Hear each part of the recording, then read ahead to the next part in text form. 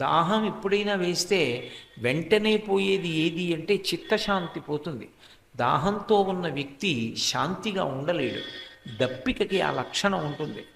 అలాగే మనకి శాంతి లేకుండా అశాంతితో ఉన్నటువంటి స్థితిలో ఉన్నవారికి శివానందలహరిలో ఉన్నటువంటి శ్లోకములను చదువుకున్నంత మాత్రం చేత చిత్తశాంతి కలుగుతుంది.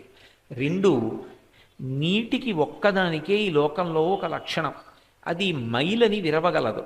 అపవిత్రమైనటువంటి స్పర్శ పోవాలి అంటే స్నానం చేస్తే పోతుంది.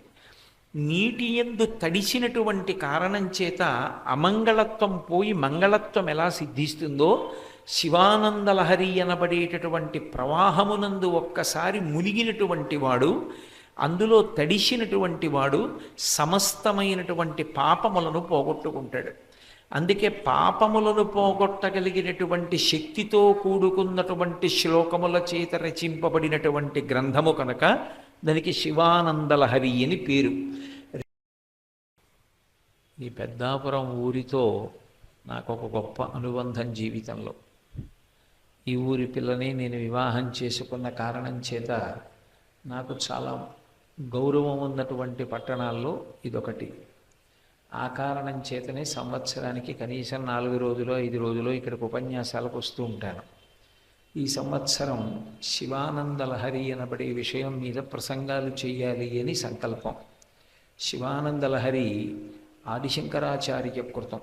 ఆదిశంకర భగవత్పాదులు సాక్షాత్తు పరమశివుడే.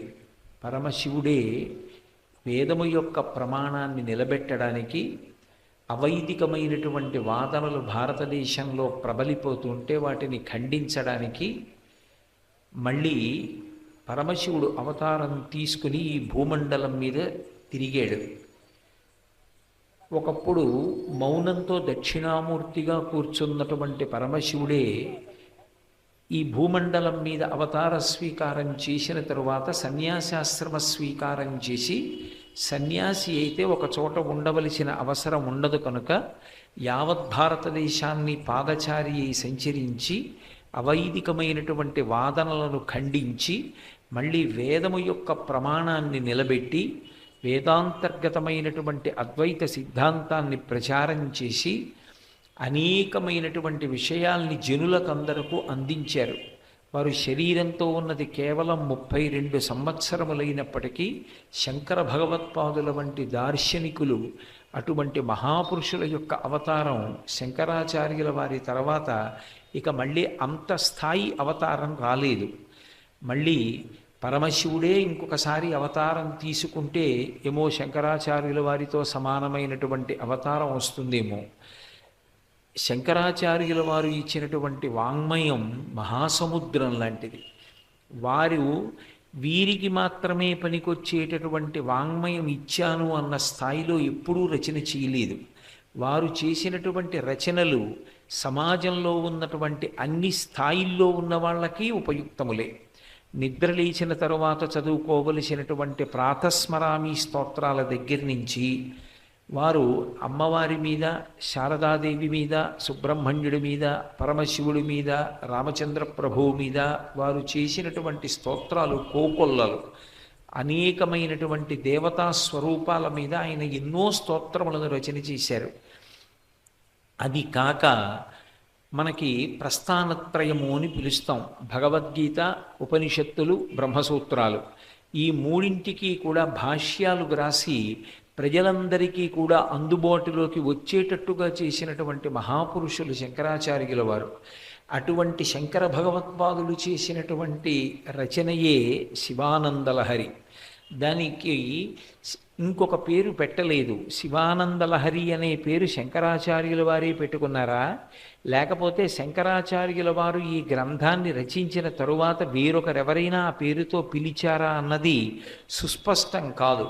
కానీ లహరి అన్న పేరుతో శంకరాచార్యకృతమైనటువంటి గ్రంథములు 2 ఉన్నాయి. ఒకటి శివానందలహరి, వేరొకటి సౌందర్యలహరి. యథార్థమునకు 100 శ్లోకములతో ఉన్నటువంటి గ్రంథాన్ని శతకము అని పిలుస్తారు. కానీ శంకరాచార్యుల వారి చేత రచింపబడినటువంటి 100 శ్లోకములు కలిగినటువంటి ఈ గ్రంథాన్ని శతకము అని పిలవలేదు, శివానందలహరి అని పిలిచారు. కారణం ఏమిటంటే శతకము అంటే దానికి ఒక లక్షణం ఉంటుంది. 1వ శ్లోకం యువతల వైపు ఒక ఒడ్డు, 100వ శ్లోకానికి అవతల వైపు ఒక ఒడ్డు. మనం కాలు పెట్టి దిగితే సరోవరంలో ఎలా కాలు తడుస్తుందో అలా మొట్టమొదటి పద్యం చదివినా మొట్టమొదటి శ్లోకం చదివినా శతక ప్రవేశం చేసినట్టు. 100వ శ్లోకం కానీ 100వ పద్యం కానీ చదవడం పూర్తి చేసేస్తే ఆ శతకాన్ని పూర్తి చేశాము అంటాం. కానీ శంకరాచార్యుల వారి చేత రచింపబడినటువంటి 100 శ్లోకములతో కూడుకున్నటువంటి శివానందలహరి కేవలము ఒక శతక స్థాయిని పొందినటువంటి గ్రంథం కాదది. అందుకే దాన్ని శతకము అని పిలవకుండా శివానందలహరి అని పిలిచారు. కారణమేమి అంటే అది ఒక పరమ పవిత్రమైనటువంటి కార్యాన్ని నెరవేరుస్తుంది. లహరి అంటే ప్రవాహము. ప్రవాహము అంటే ఏదో పర్వతం మీద వర్షం కురిస్తే ఆ వర్షమంతా బయలుదేరి వచ్చి ఒక నదీ స్వరూపంతో ప్రవహించినటువంటి ప్రవాహం కాదు. ఈ ప్రవాహం ఎటువంటిది అంటే అకస్మాత్తుగా భూమి యొక్క వివరంలోంచి నీరు తన్ని పైకొచ్చి అది అరణ్యాల్ని ముంచుతూ ప్రవహించి వెళ్ళిపోయిందనుకోండి, ఆ ప్రవాహం ఎలా ఉంటుందో అటువంటి ప్రవాహం లహరి.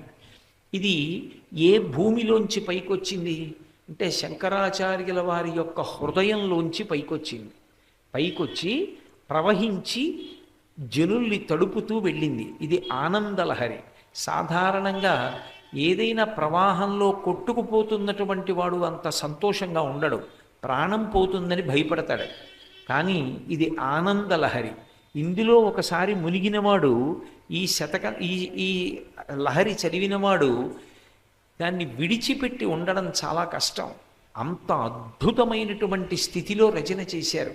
ఈ లహరి ఏం చేస్తుంది అంటే శంకరాచార్యుల వారి యొక్క మనస్సులో పుట్టి పైకి ప్రవహించినటువంటి శివానంద లహరి మన చెవుల గుండా మన లోపలికి వెళ్ళినప్పుడు కొన్ని పనులు చేస్తుంది. బయట ప్రవాహంలో ఉన్నటువంటి నీటిని మనం తాగామనుకోండి, మన యొక్క దాహం తీరుతుంది, శాంతి కలుగుతుంది.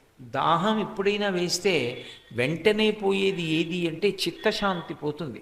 దాహంతో ఉన్న వ్యక్తి శాంతిగా ఉండలేడు, దప్పికకి ఆ లక్షణం ఉంటుంది. అలాగే మనకి శాంతి లేకుండా అశాంతితో ఉన్నటువంటి స్థితిలో ఉన్నవారికి శివానందలహరిలో ఉన్నటువంటి శ్లోకములను చదువుకున్నంత మాత్రం చేత చిత్తశాంతి కలుగుతుంది. 2, ప్రవాహమునకు ఒక లక్షణం ఉంటుంది. నీటికి ఒక్కదానికే ఈ లోకంలో మైలని తొలగించగలిగినటువంటి లక్షణం ఉంటుంది. ఎప్పుడైనా మైల ఏర్పడిందనుకోండి, రాత్రి నేను నిద్రపోతే తెల్లవారేటప్పటికి మైల ఏర్పడుతుంది. ఏ కారణం చేత ఏర్పడుతుంది అంటే శరీరంలో ఉండేటటువంటి నవరంధ్రములే కాకుండా రోమకూపములు అంటే వెంట్రుకలు ఉన్నటువంటి కన్నాలు కూడా శరీరం లోపల ఉండేటటువంటి మలాన్ని విసర్జిస్తాయి. చెవులు ఉన్నాయనుకోండి గులిమి కడతాయి, కళ్ళు పుసులు కడతాయి. అలాగే ముక్కులోకి ద్రవం చేరి అట్ట కడుతుంది. నాలుక మీద అపరిశుద్ధమైనటువంటి పదార్థము పేరుకుంటుంది. అప్పుడు మాలిన్యమంతా ఒంటిని పట్టి ఉంటే మైల కలిగి ఉన్నాడు అంటారు. ఆ మైలతో ఉన్నవాడు ఏ మంగళకార్యం చేయడానికి అర్హత పొంది ఉండడు. మళ్ళీ మంగళకార్యం చేయడానికి అర్హత కావాలి అంటే ఒకే ఒక్క కారణం చేత వస్తుంది, స్నానం చేయడం చేత వస్తుంది. నీటికి ఒక్కదానికే ఈ లోకంలో ఒక లక్షణం, అది మైలని విరవగలదు. అపవిత్రమైనటువంటి స్పర్శ పోవాలి అంటే స్నానం చేస్తే పోతుంది. నీటి యందు తడిసినటువంటి కారణం చేత అమంగళత్వం పోయి మంగళత్వం ఎలా సిద్ధిస్తుందో శివానందలహరి అనబడేటటువంటి ప్రవాహమునందు ఒక్కసారి మునిగినటువంటి వాడు, అందులో తడిసినటువంటి వాడు సమస్తమైనటువంటి పాపములను పోగొట్టుకుంటాడు. అందుకే పాపములను పోగొట్టగలిగినటువంటి శక్తితో కూడుకున్నటువంటి శ్లోకముల చేత రచింపబడినటువంటి గ్రంథము కనుక దానికి శివానందలహరి అని పేరు. 2, తాపము అని ఒకటి ఉంటుంది మనకి. ఎండాకాలంలో ఎక్కడెక్కడెక్కడెక్కడో తిరిగి పగటిపూటంతా సాయంకాలానికి ఇల్లు చేరామనుకోండి, ఒళ్ళంతా చెమట పట్టి తాపంతో ఉంటుంది వేడిగా. అప్పుడు ఆ తాపం పోవాలి అంటే చల్లటి నీళ్లు తలమించి స్నానం చేస్తే అమ్మయ్యా అనిపిస్తుంది. అలాగే జీవులకందరికీ కూడా ఒక తాపం ఉంటుంది. ఏమిటా తాపం అంటే సంసార భ్రమణ పరితాపోపశమనం అన్నారు శంకరాచార్యుల వారు. ఓ శరీరంలోకి వెళ్ళడం, ఆ శరీరంలోకి వెళ్ళిన తర్వాత గత జన్మలలో చేసిన పాపాలు ఉంటాయి. ఆ పాపాలు ఎలా అనుభవించాలి? ఈ శరీరానికి ఓ రోగం రావాలి, ఆ రోగము చేత బాధ కలుగుతుంది, బాధ వలన గత జన్మలో చేసిన పాపం పోతుంది. కాబట్టి శరీరంలోకి వెళ్ళడం ఒక పెద్ద తాపం, శరీరంలో ఉండడం ఒక పెద్ద తాపం, శరీరాన్ని విడిచిపెట్టడం అంతకన్నా పెద్ద తాపం, మళ్ళీ ఇంకో శరీరంలోకి వెళ్ళడం మళ్ళీ పెద్ద తాపం. ఈ తాపానికంతటికీ కూడా విరుగుడైనటువంటి స్నానం ఏది అంటే శివానందలహరి యందు మునుక వేయుట. అంటే శివానందలహరి వినడం, శివానందలహరిలో శ్లోకాలు నేర్చుకోవడం, శివానందలహరి చదువుకుంటూ ఉండడం. అంత పరమ పవిత్రమైనటువంటి గ్రంథం. ఇక శివానందలహరికి ఉండేటటువంటి గొప్పతనం ఏమిది అంటే శివానందలహరిలో ఉండేటటువంటి శ్లోకాలు 2 స్థాయిల్లో నడుస్తాయి. ఒకటి ఆనందలహరి, రెండవది లీలాలహరి అంటారు. ఒకటి ఆనందలహరి అంటే శివం అంటారు. శివం అంటే అన్నిటికీ అతీతమైనటువంటి స్థితిలో ఆ శ్లోకాలు చదువుకుంటున్నప్పుడు, వాటి గురించి భావన చేస్తున్నప్పుడు, వాటి గురించి వింటున్నప్పుడు అన్నిటినీ మరిచిపోయి మనసు శివమునందే లగ్నమై, ఇక జాగృత్ స్వప్న సుషుప్తి అనేటటువంటి 3 అవస్థలను దాటి 4వ అవస్థ అయినటువంటి తురీయమునందు నిలబడగలిగినటువంటి శక్తి దేని నుండి వస్తుంది అంటే కేవలము శివానందలహరి వినడం చేత అటువంటి భక్తి ఏర్పడుతుంది. అందుకే దానికి ఆనందలహరి అన్న పేరు శంకర భగవత్పాదులు ఉంచడానికి కారణం అదే. మనకి మాండూక్యోపనిషత్ అని ఒక ఉపనిషత్తు, దాని పేరు మాండూక్యోపనిషత్. మాండూక్యోపనిషత్ అంటే మండూకము అంటే కప్ప, కప్ప పేరు మీద వచ్చినటువంటి ఉపనిషత్తు. కప్పకి ఉపనిషత్తుకి సంబంధం ఏమిటి అంటే వరుణ ఋషి అని ఒక ఋషి ఉండేవాడు. ఆయన కప్ప రూపంలో ఉన్నాడు ఒకప్పుడు. ఆయన కప్ప రూపంలో ఉండగా భగవంతుని యొక్క అనుగ్రహం చేత జ్ఞానమును ఇవ్వగలిగినటువంటి కొన్ని మంత్రములు ఆయనకి భాషించాయి. ఆ భాషించినటువంటి మంత్రములతో ఆయన సంకలనము చేసినటువంటి ఉపనిషత్తుకే మాండూక్యోపనిషత్ అని పేరు. 2 మనం ఎవరమైనా మెట్లు ఎక్కామనుకోండి, మొదటి మెట్టు, 2వ మెట్టు, 3వ మెట్టు, 4వ మెట్టు ఎక్కుతాం. కప్ప ఒక్కటే అలా మెట్లు వరుస క్రమంలో ఎక్కదు, కప్పదాటు అంటారు. కప్ప ఏం చేస్తుందంటే 1వ మెట్టు మించి 2వ మెట్టు మీదకి దూకేస్తుంది తప్ప వరుస క్రమంలో ఎక్కదు. ఎక్కకుండా దూకి వెళ్ళగలిగినటువంటి శక్తి కప్పకుంటుంది. దానికి అది సహజమైనటువంటి లక్షణం. అది ఎలా ఉంటుందో అలా ప్రణవం యొక్క అర్థాన్ని విచారణ చేసి భావన చేసిన కారణం చేత జాగృత్ స్వప్న సుషుప్తి అనబడేటటువంటి 3 అవస్థలను దాటి చిట్ట చివరిదైనటువంటి తురీయావస్థకి తొందరగా తీసుకెళ్ళగలిగినటువంటి లక్షణము దేనియందు ప్రచోదనమైనదో అటువంటి పరమ పవిత్రమైనటువంటి గ్రంథము శివానందలహరి. అందుకే జీవితంలో శివానందలహరి వినకపోవడం కానీ, శివానందలహరి మా ఇంట్లో లేదండి అనడం కానీ, శివానందలహరిలో ఒక్క శ్లోకం కూడా నాకు రాదండి అని కానీ ఎవరు అనరు. శివానందలహరి నేర్చుకుని తీరుతారు. అంత గొప్ప గ్రంథం. శివానందలహరిలో ఉండేటటువంటి గొప్పతనం ఏమిటి అంటే శివానందలహరి చదివిన, శివానందలహరి విన్న పరదేవత ప్రీతి పొందుతుంది. ఎందుకనంటే ఆమె మహాపతివ్రత. మహాపతివ్రత అయినటువంటి ఆ తల్లికి తన భర్తని గురించినటువంటి స్తోత్రం అంటే విశేషమైనటువంటి ప్రీతి. ఆమె తనని స్తుతి చేస్తే సంతోషించదు, ఎక్కడ పరమశివుణ్ణి స్తోత్రం చేస్తారో అక్కడ సంతోషపడుతుంది ఆవిడ. అందుకే విపంచాగాయంతి వివిధమపదానం పశుపతేహే అంటారు సౌందర్యలహరిలో శంకరాచార్యుల వారు. అమ్మవారి దగ్గరికి వచ్చి కూర్చొని సరస్వతీదేవి వీణ వాయించి పాట పాడితే అమ్మవారి వైభవం గురించి, మహిషాసుర మర్దనం గురించి, లేకపోతే ఏదో ఆవిడ చేసిన రాక్షస సంహారం గురించి, వాటి గురించి చేయదు ఆవిడ. ఆవిడ దేని గురించి పాట పాడుతుంది అంటే వివిధమపదానం పశుపతే, పరమశివునికి సంబంధించినటువంటి వైభవం గురించి కీర్తన చేస్తుంది. శివుడి గురించి మాట్లాడిన, శివుడి గురించి విన్న, శివుడి గురించి చదివిన, శివుణ్ణి ఆరాధించిన పరదేవత మహాప్రసన్నురాలవుతుంది.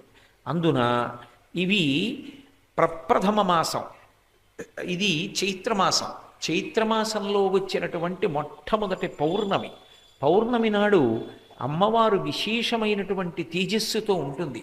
అటువంటి తల్లి శివానందలహరిని విన్నా, శివానందలహరిలో ఉన్న శ్లోకాలు చదివినా ఆమె ఎంతో ప్రసన్నురాలవుతుంది. ప్రకృతి స్వరూపిణి అయినటువంటి అమ్మవారు ప్రసన్నురాలైతే మనకి ఇహము పరము కూడా కలిసి వస్తాయి. అంత పవిత్రమైనటువంటి గ్రంథము శివానందలహరి.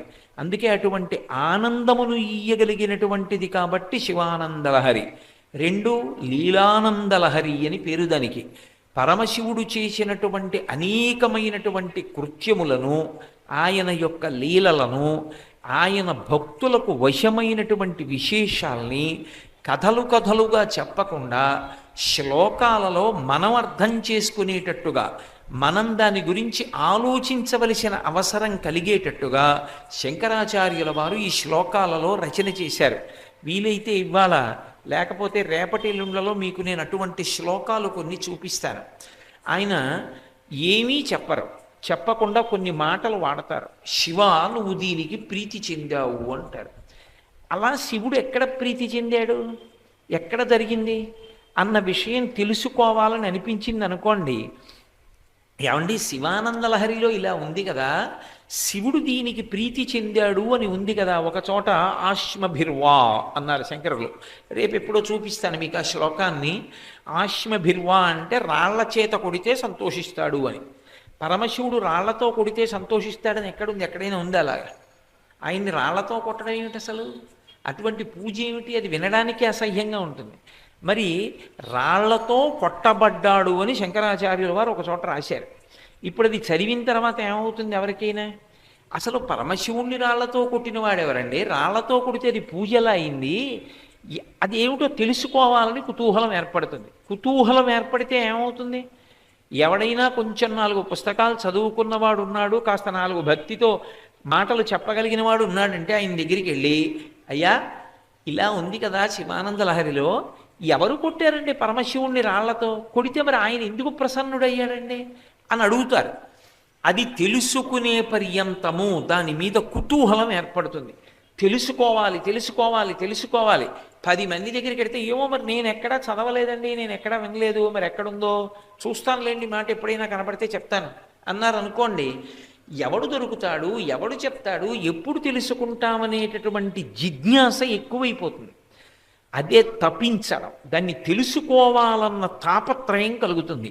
ఇప్పుడు అది తెలుసుకోవాలన్న తాపత్రయం కలగడమే తపస్సు అయితే, ఆ తపస్సు మన చేత చెప్పకుండా చేయిస్తారు శంకరాచార్యుల వారి శివానందలహరిలో. 1 కాదు 2 కాదు, ఎన్ని లీలల గురించి మాట్లాడారో, ఎంతమంది భక్తుల యొక్క విశేషాల గురించి మాట్లాడారో.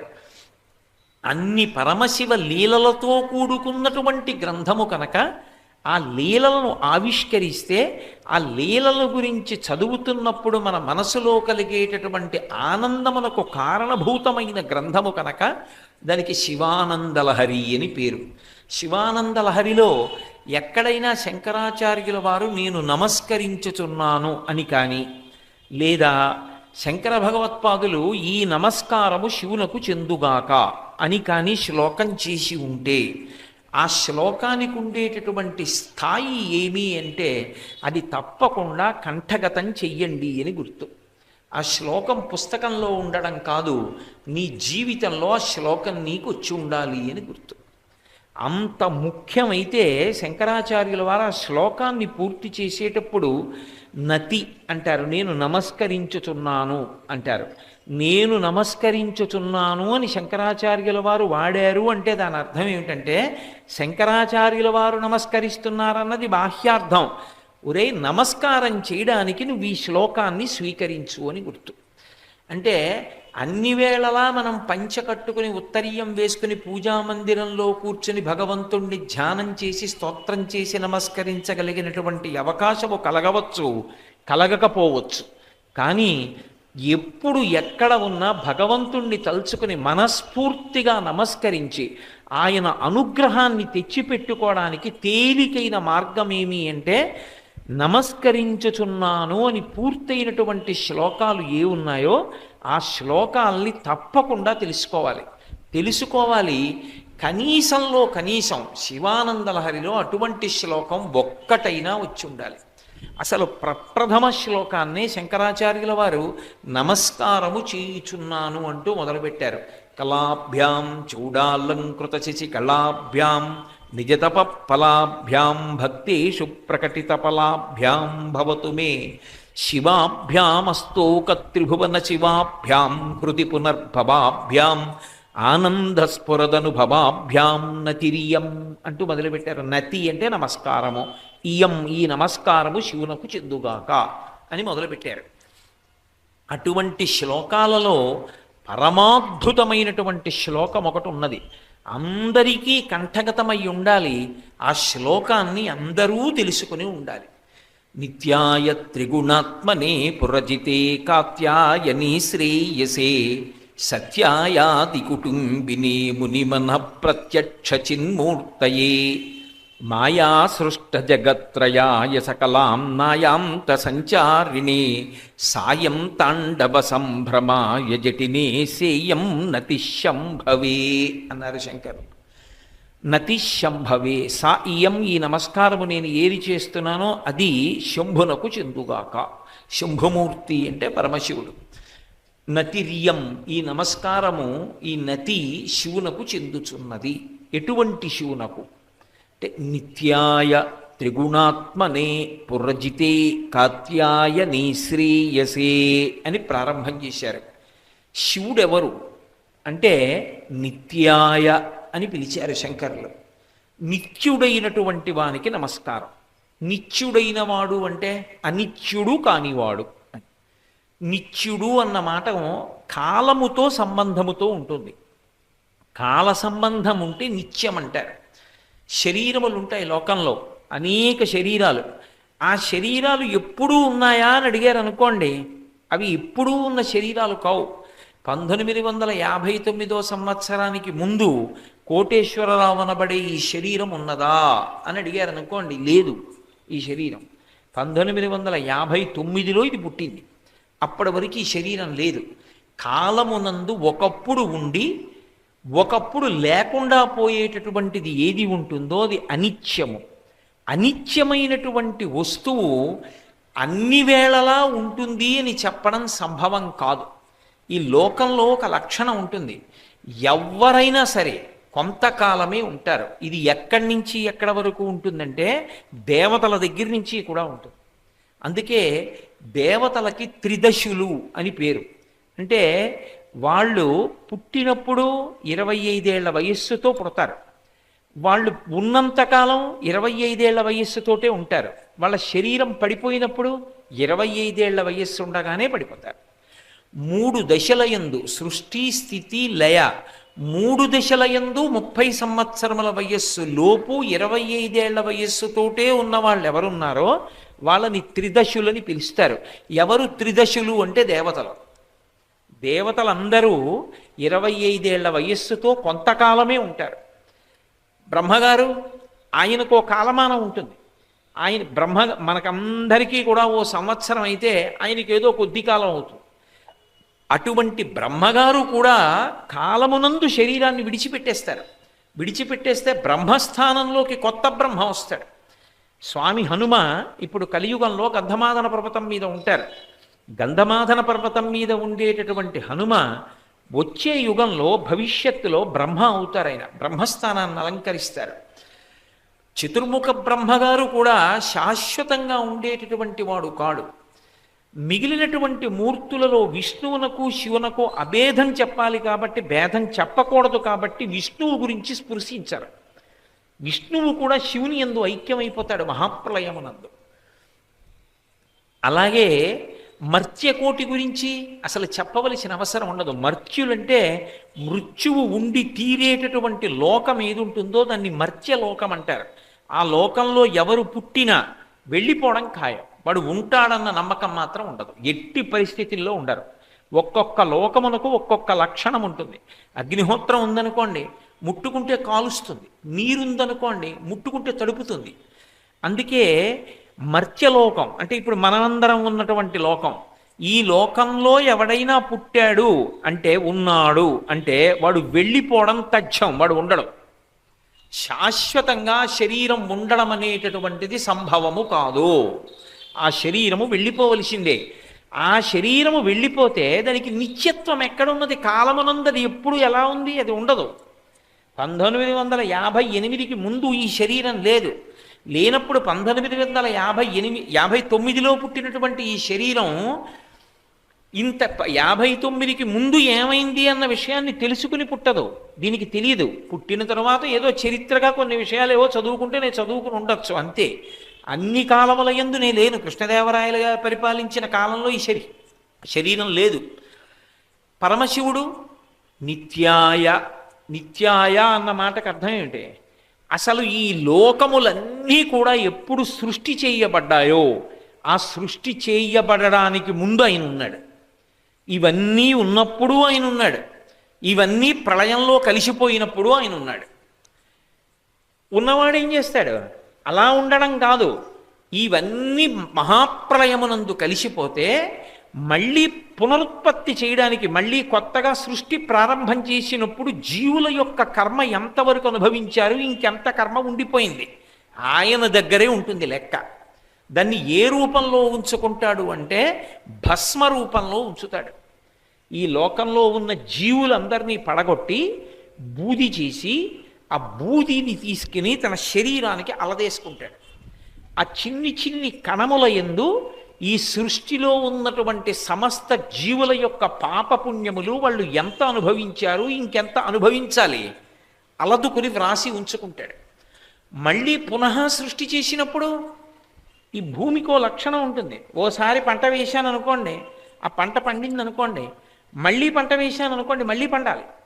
ఓసారి పండానంటే ఇంకా అలా అస్తమానం ఎక్కడ పండుతానండి నేను, నా వల్ల కాదంది అనుకోండి, భూమి ఏమైపోతారు ప్రాణులు? కుదరదు. మళ్ళీ మళ్ళీ పండుతూ ఉండాలి. మళ్ళీ మళ్ళీ పండుతూ ఉండాలంటే భూమి యందు అమృత బీజములను ఉంచుతాడు శివుడు. అమృత బీజములను ఒక చిన్న కుండలో పెట్టి ప్రళయ జలముల మీద తేలి వస్తుంది ఆ కుండ. ఆ కుండ ఎక్కడ ఆగుతుందో అక్కడ శివలింగం ఆవిర్భవిస్తుంది. అక్కడి నుంచి సృష్టి మొదలుపెట్టి అందులో ఉండేటటువంటి అమృత బీజములను భూమి యందు వేస్తాడు. వేస్తే ఈ భూమికి మళ్ళీ మళ్ళీ పంట పండించగలిగినటువంటి శక్తి నశించకుండా ఉంచి జీవులను సృష్టిస్తాడు. అయోమయం లేకుండా సృష్టిస్తాడు. సృష్టించడంలో ఏదో కుక్కకి పిల్లి పుట్టడం, పిల్లికి పంది పుట్టడం, ఆవుకి నక్క పుట్టడం అలా ఉండదు. సృష్టి చేసినప్పుడే ఏ ప్రాణి ఏ రూపంతో ఉండాలి, అది ఎలా నడవాలి, అది ఏమి తినాలి, పుట్టుకతో ఈశ్వర శాసనం అయిందనుకోండి, 1,00,00,000 రూపాయలు పట్టుకొచ్చి ఇవ్వండి, ఆ ప్రాణి యొక్క అలవాటు మారదు. ఒక ఆవుని సృష్టించాడు అనుకోండి, మీరు దాని మీద ఎంత ఆకుకూర పెట్టి తీసుకొచ్చి మాంసఖండాన్ని అక్కడ పెట్టండి, ఆవు ముట్టుకోదు, తినదంతే. ఎవరు నేర్పారు దానికి? అది ఈశ్వర శాసనం. ఎవరు ఏది తినాలి, ఎవరు ఏది తినకూడదు. సృష్టి యందు ఆహారమునకు ఎవ్వరికీ ఇబ్బంది రాకుండా ఏర్పాటు చేస్తాడు. ఒక ప్రాణిని సృష్టించడం కాదు, సృష్టించిన ప్రాణి ఎంతకాలం ఉండాలి, ఏం తినాలి, ఏం తాగాలి, ఎలా బతకాలి, ఎలా చావాలి నిర్ణయం చేస్తాడు. అందుకని స్థితికర్త విష్ణువు అయి ఉంటాడు. ఇలా చాలా వేల సంవత్సరములు నడిచిపోయిన తరువాత పుట్టి చచ్చి పుట్టి చచ్చి పుట్టి చచ్చి పరమేశ్వరుణ్ణి చెందలేక తాపాన్ని పొందుతున్నటువంటి జీవులకు కొంతకాలం విశ్రాంతి ఇవ్వడానికి మహాప్రళయాన్ని సృష్టించి ప్రళయ జలాలలో ఈ భూమినంతటినీ ముంచేస్తాడు. అందుకే లోకంబులు లోకేశులు లోకస్తులు తెగిన తుది అలోకంబకు పెంజీకటి కావల యవ్వండే కాకృతి వెలుగువతని లేసేవింతున్నంటారు పోతన గారు. అప్పుడు ఇంకేం ఉండవు, సూర్యచంద్రుల కాంతి కూడా ఉండదు. నతత్ర సూర్యోభాతి రచంద్రతారకం నేమా విద్యుతో భాతి కుతోయమగ్ని త్వమేవ భాంతమనుభాతి సర్వం తస్య భాషా సర్వమిదం విభాతి అంటుంది ఉపనిషత్తు. ఇక వెలుగి ఇవ్వగలిగినటువంటి సూర్యచంద్రులు కూడా ఆగిపోతారు. ఈ కటిక చీకటి కావల ఒక్కడే వెలుగుతూ ఉంటాడు. ఆ వెలుగుతూ ఉండిపోయే తత్వానికి పరమశివుడని పేరు. ఆయనకి కాలమునందు ఉండిపోవడం కాదు. కొంతమంది చూడండి ఏదో ఒంటికి 116 ఏళ్ళో 120 ఏళ్ళో వస్తాయి, కానీ వాళ్ళకి కణజాలము విచ్ఛిన్నమై జ్ఞాపక శక్తి ఉండదు. జ్ఞాపక శక్తి ఉండక మంచం మీద ఉంటారు. ఏదో ఎవరైనా పట్టుకెళ్ళి చావో నోట్లో పోసారనుకోండి తాగుతారు. కానీ అసలు వాళ్ళ పిల్లలు ఎంతమంది, ఆ పిల్లలు ఎక్కడెక్కడ ఉన్నారు, మనవలు ఎంతమంది, మునిమనవలు ఎంతమంది, ఎవరి ఇంటికి వచ్చారు, ఎవరు వెళ్ళారు, ఏమీ జ్ఞాపకం ఉండదు. ఏమీ జ్ఞాపకం ఉండకపోవడం వల్ల ఏమవుతుందంటే తన గురించి తాను కూడా మరిచిపోతాడు. మీరు వృద్ధుల్ని చూడండి, బాగా వృద్ధులైపోయిన వారికి దగ్గరికి వెళ్ళి పలకరిస్తే ఎవర్రా నువ్వు అంటారు. మనవణ్ణి కూడా తాతగారండి నేనండి అన్న తర్వాత ఓరి భడవా నువ్వా అంటారు. జ్ఞాపక శక్తి క్షీణించిపోతుంది. రెండు, మనుష్యులకు ఒక లక్షణం ఉంటుంది, ఇక్కడ ఏం జరుగుతోందో తెలుస్తుంది, ఇంకొక చోట ఏం జరుగుతోందో తెలిసే అవకాశం ఉండదు. నేను కాకినాడలో మా ఇంటికి తాళం వేసి ఉపన్యాసానికి వచ్చాను. ఇక్కడ శివానంద లహరి చెప్తాను తప్ప ఇప్పుడు కాకినాడ మా ఇంట్లో ఎవరైనా తాళం తీసుకుని లోపలికి వెళ్ళారా, వెళ్ళలేదా, మా ఇంట్లో నేను దీపం మర్చిపోయానా, అన్ని దీపాలు వేసేసి వచ్చానా, ఇవన్నీ నాకు ఇప్పుడు తెలిసి ఉంటుందా అంటే నాకు తెలిసి ఉండొచ్చు, ఉండకపోవచ్చు. కానీ శివుడు అలా కాదు.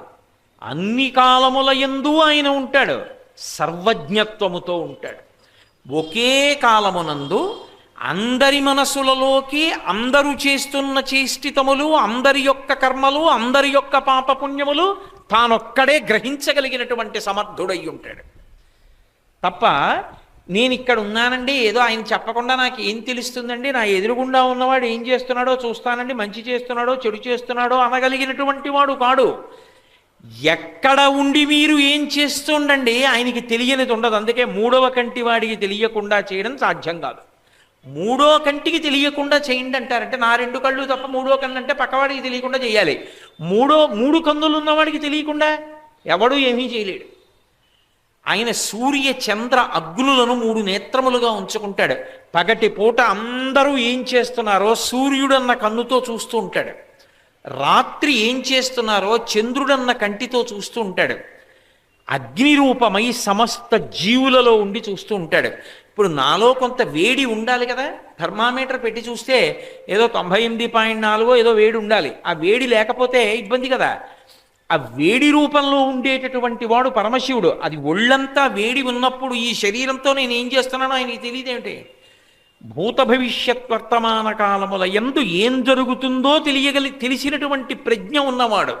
నేను ఇప్పుడంటే ఇలా ఉన్నాను, ఇంకో 10 ఏళ్ల తర్వాత కోటేశ్వరారు మీరు దేని గురించి ఉపన్యాసం చెప్తారని అడిగారు అనుకోండి, నేను ఎలా చెప్తాను, చెప్పలేను.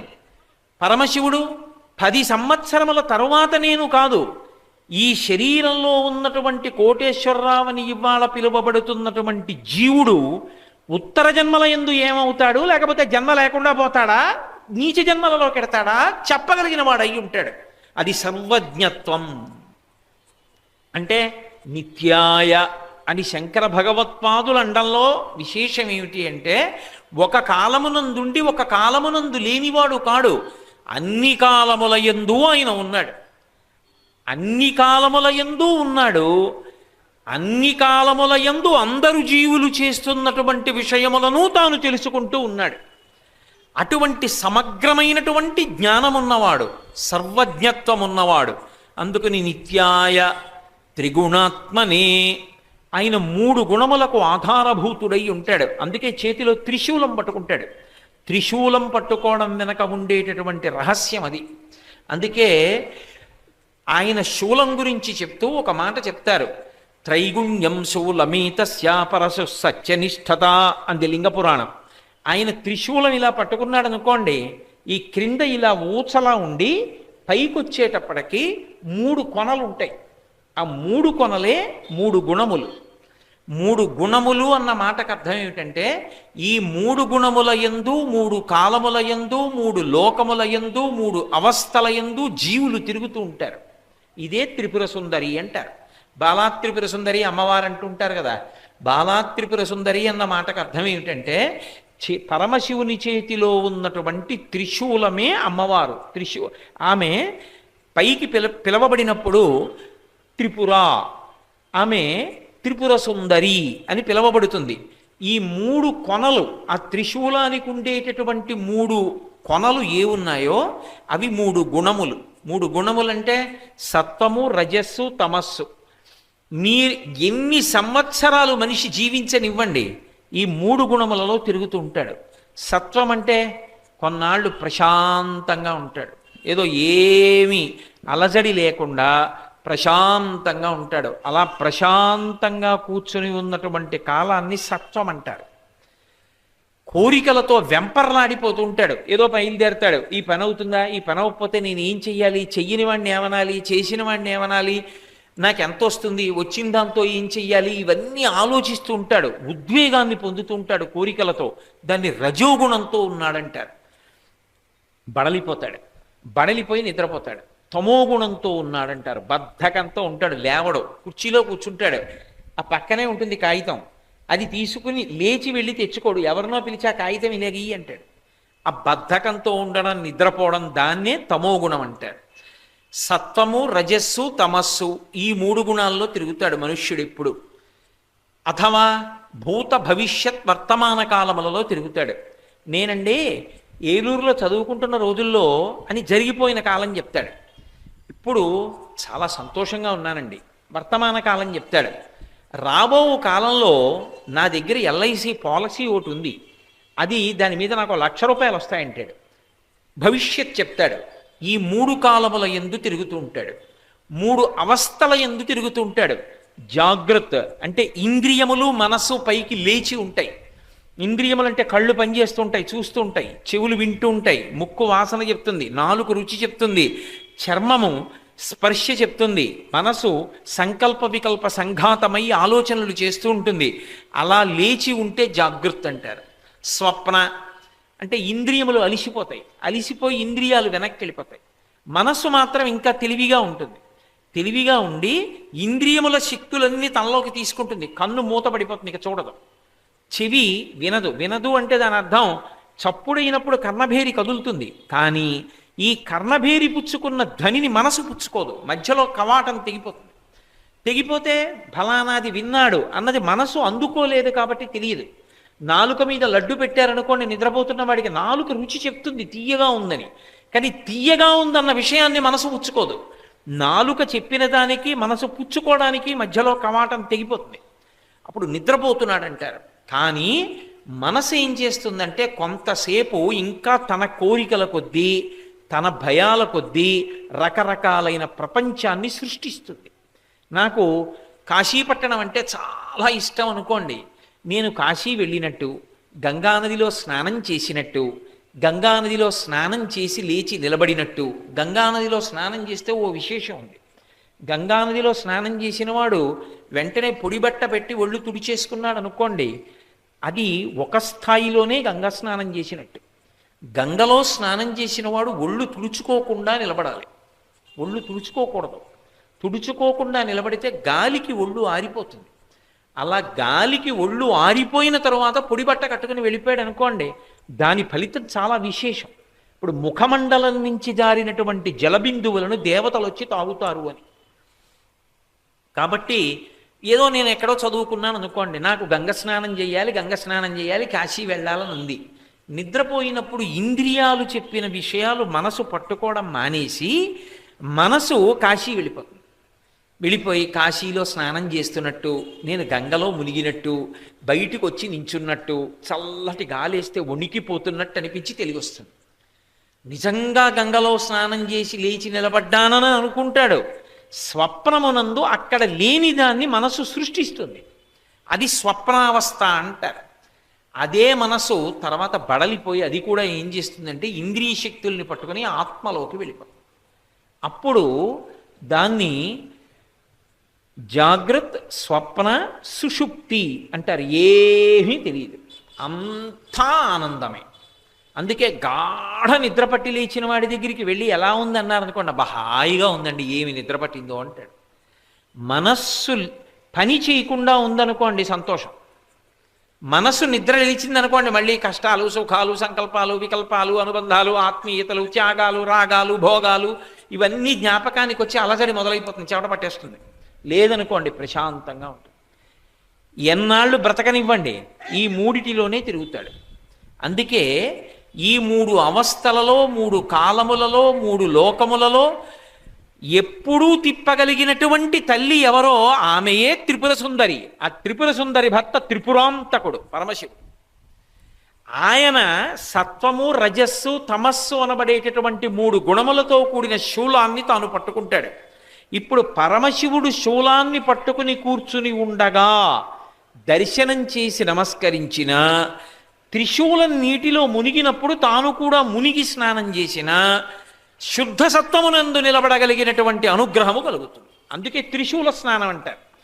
వెంకటాచలపతికి చక్రస్నానం ఎలాగో శివాలయాల్లో ఉత్సవాలు జరిగినప్పుడు త్రిశూల స్నానం చేస్తారు. ఆ త్రిశూలాన్ని తీసుకొచ్చి ప్రత్యేకంగా మంత్రాలతో స్నానం చేయిస్తారు. త్రిశూల స్నానం చేశాడనుకోండి, ఈ మూడు దాటి శుద్ధ సత్వమునందు నిలబడతాడు. శుద్ధ సత్వం అంటే ఏదో కాసేపుండి మళ్ళీ పోయేది కాదు. ఎప్పుడు ప్రశాంతంగా భగవంతుణ్ణి పట్టుకుని ఉండగలిగినటువంటి స్థితి అంకురిస్తుంది. అందుకని నిత్యాయ త్రిగుణాత్మనే కాదు, ఈ త్రిగుణములే మారి మారి సృష్టి చేస్తే సృష్టి స్థితి లయ అవుతాయి. అందుకే రంగులు చెప్తారు. బ్రహ్మగారు ఎర్రగా ఉంటాడు, శ్రీ మహావిష్ణువు నల్లగా ఉంటారు, పరమశివుడు తెల్లగా ఉంటారు అండం నిజంగా భగవంతుడికి రంగు ఏమిటండి? నిజంగా భగవంతుడికి రంగు ఉందని కాదు దాని ఉద్దేశం. ఎరుపు రజోగుణానికి సంకేతం.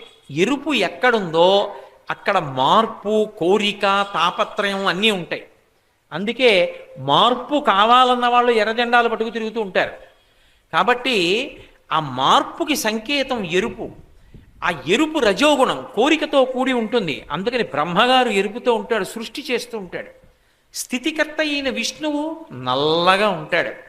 ఏమండి మరి నల్లగా ఉంటే తమోగుణం కదా, నిద్రపోవడం కదా.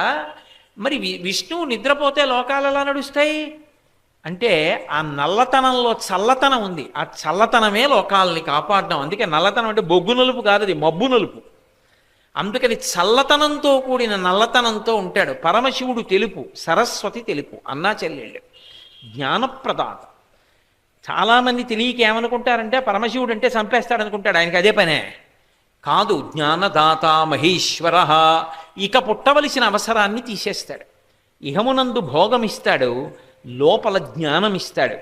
అలా జ్ఞానం ఇవ్వగలిగినటువంటి వాడు కాబట్టి తెల్లటి రంగుతో ఉంటాడు. శుద్ధ సత్వ గుణమును మనకి ఇవ్వగలిగినటువంటి వాడై ఉంటాడు. అందుకని మూడు రూపాలతో ప్రకాశించి మూడు లోకాలుగా, మూడు కాలాలుగా ఉండేవాడు శివుడే. మూడు లోకములకును, మూడు కాలములకు, మూడు మూర్తులకును మూలమగుచు భేదమగుచు తుదిగ భేదమయ్యొప్పారు బ్రహ్మమనగ నీవే పాలనయనా. ఓ మూడవ కన్ను ఉన్నటువంటి పరమశివ, నువ్వే సృష్టి చేసినప్పుడు బ్రహ్మ, నిలబెట్టినప్పుడు విష్ణువు, పడగొట్టినప్పుడు శివుడు. ఈ మూడు కూడా దయతోటే చేస్తాడు. ఈ మూడు ఎందుకు చేస్తాడంటే ఏ కోపంతో చేయడు, పరమదయతో చేస్తాడు. మీకు నేను ఒక ఉదాహరణ చెప్పాలి అంటే, ఏదో నాకు ఎవరో తీసుకొచ్చి ఓ చిన్న గాజు దీపం మీద పెట్టుకునేటటువంటి ఆ చిమ్నీ లాంటిదోటి ఇచ్చారు.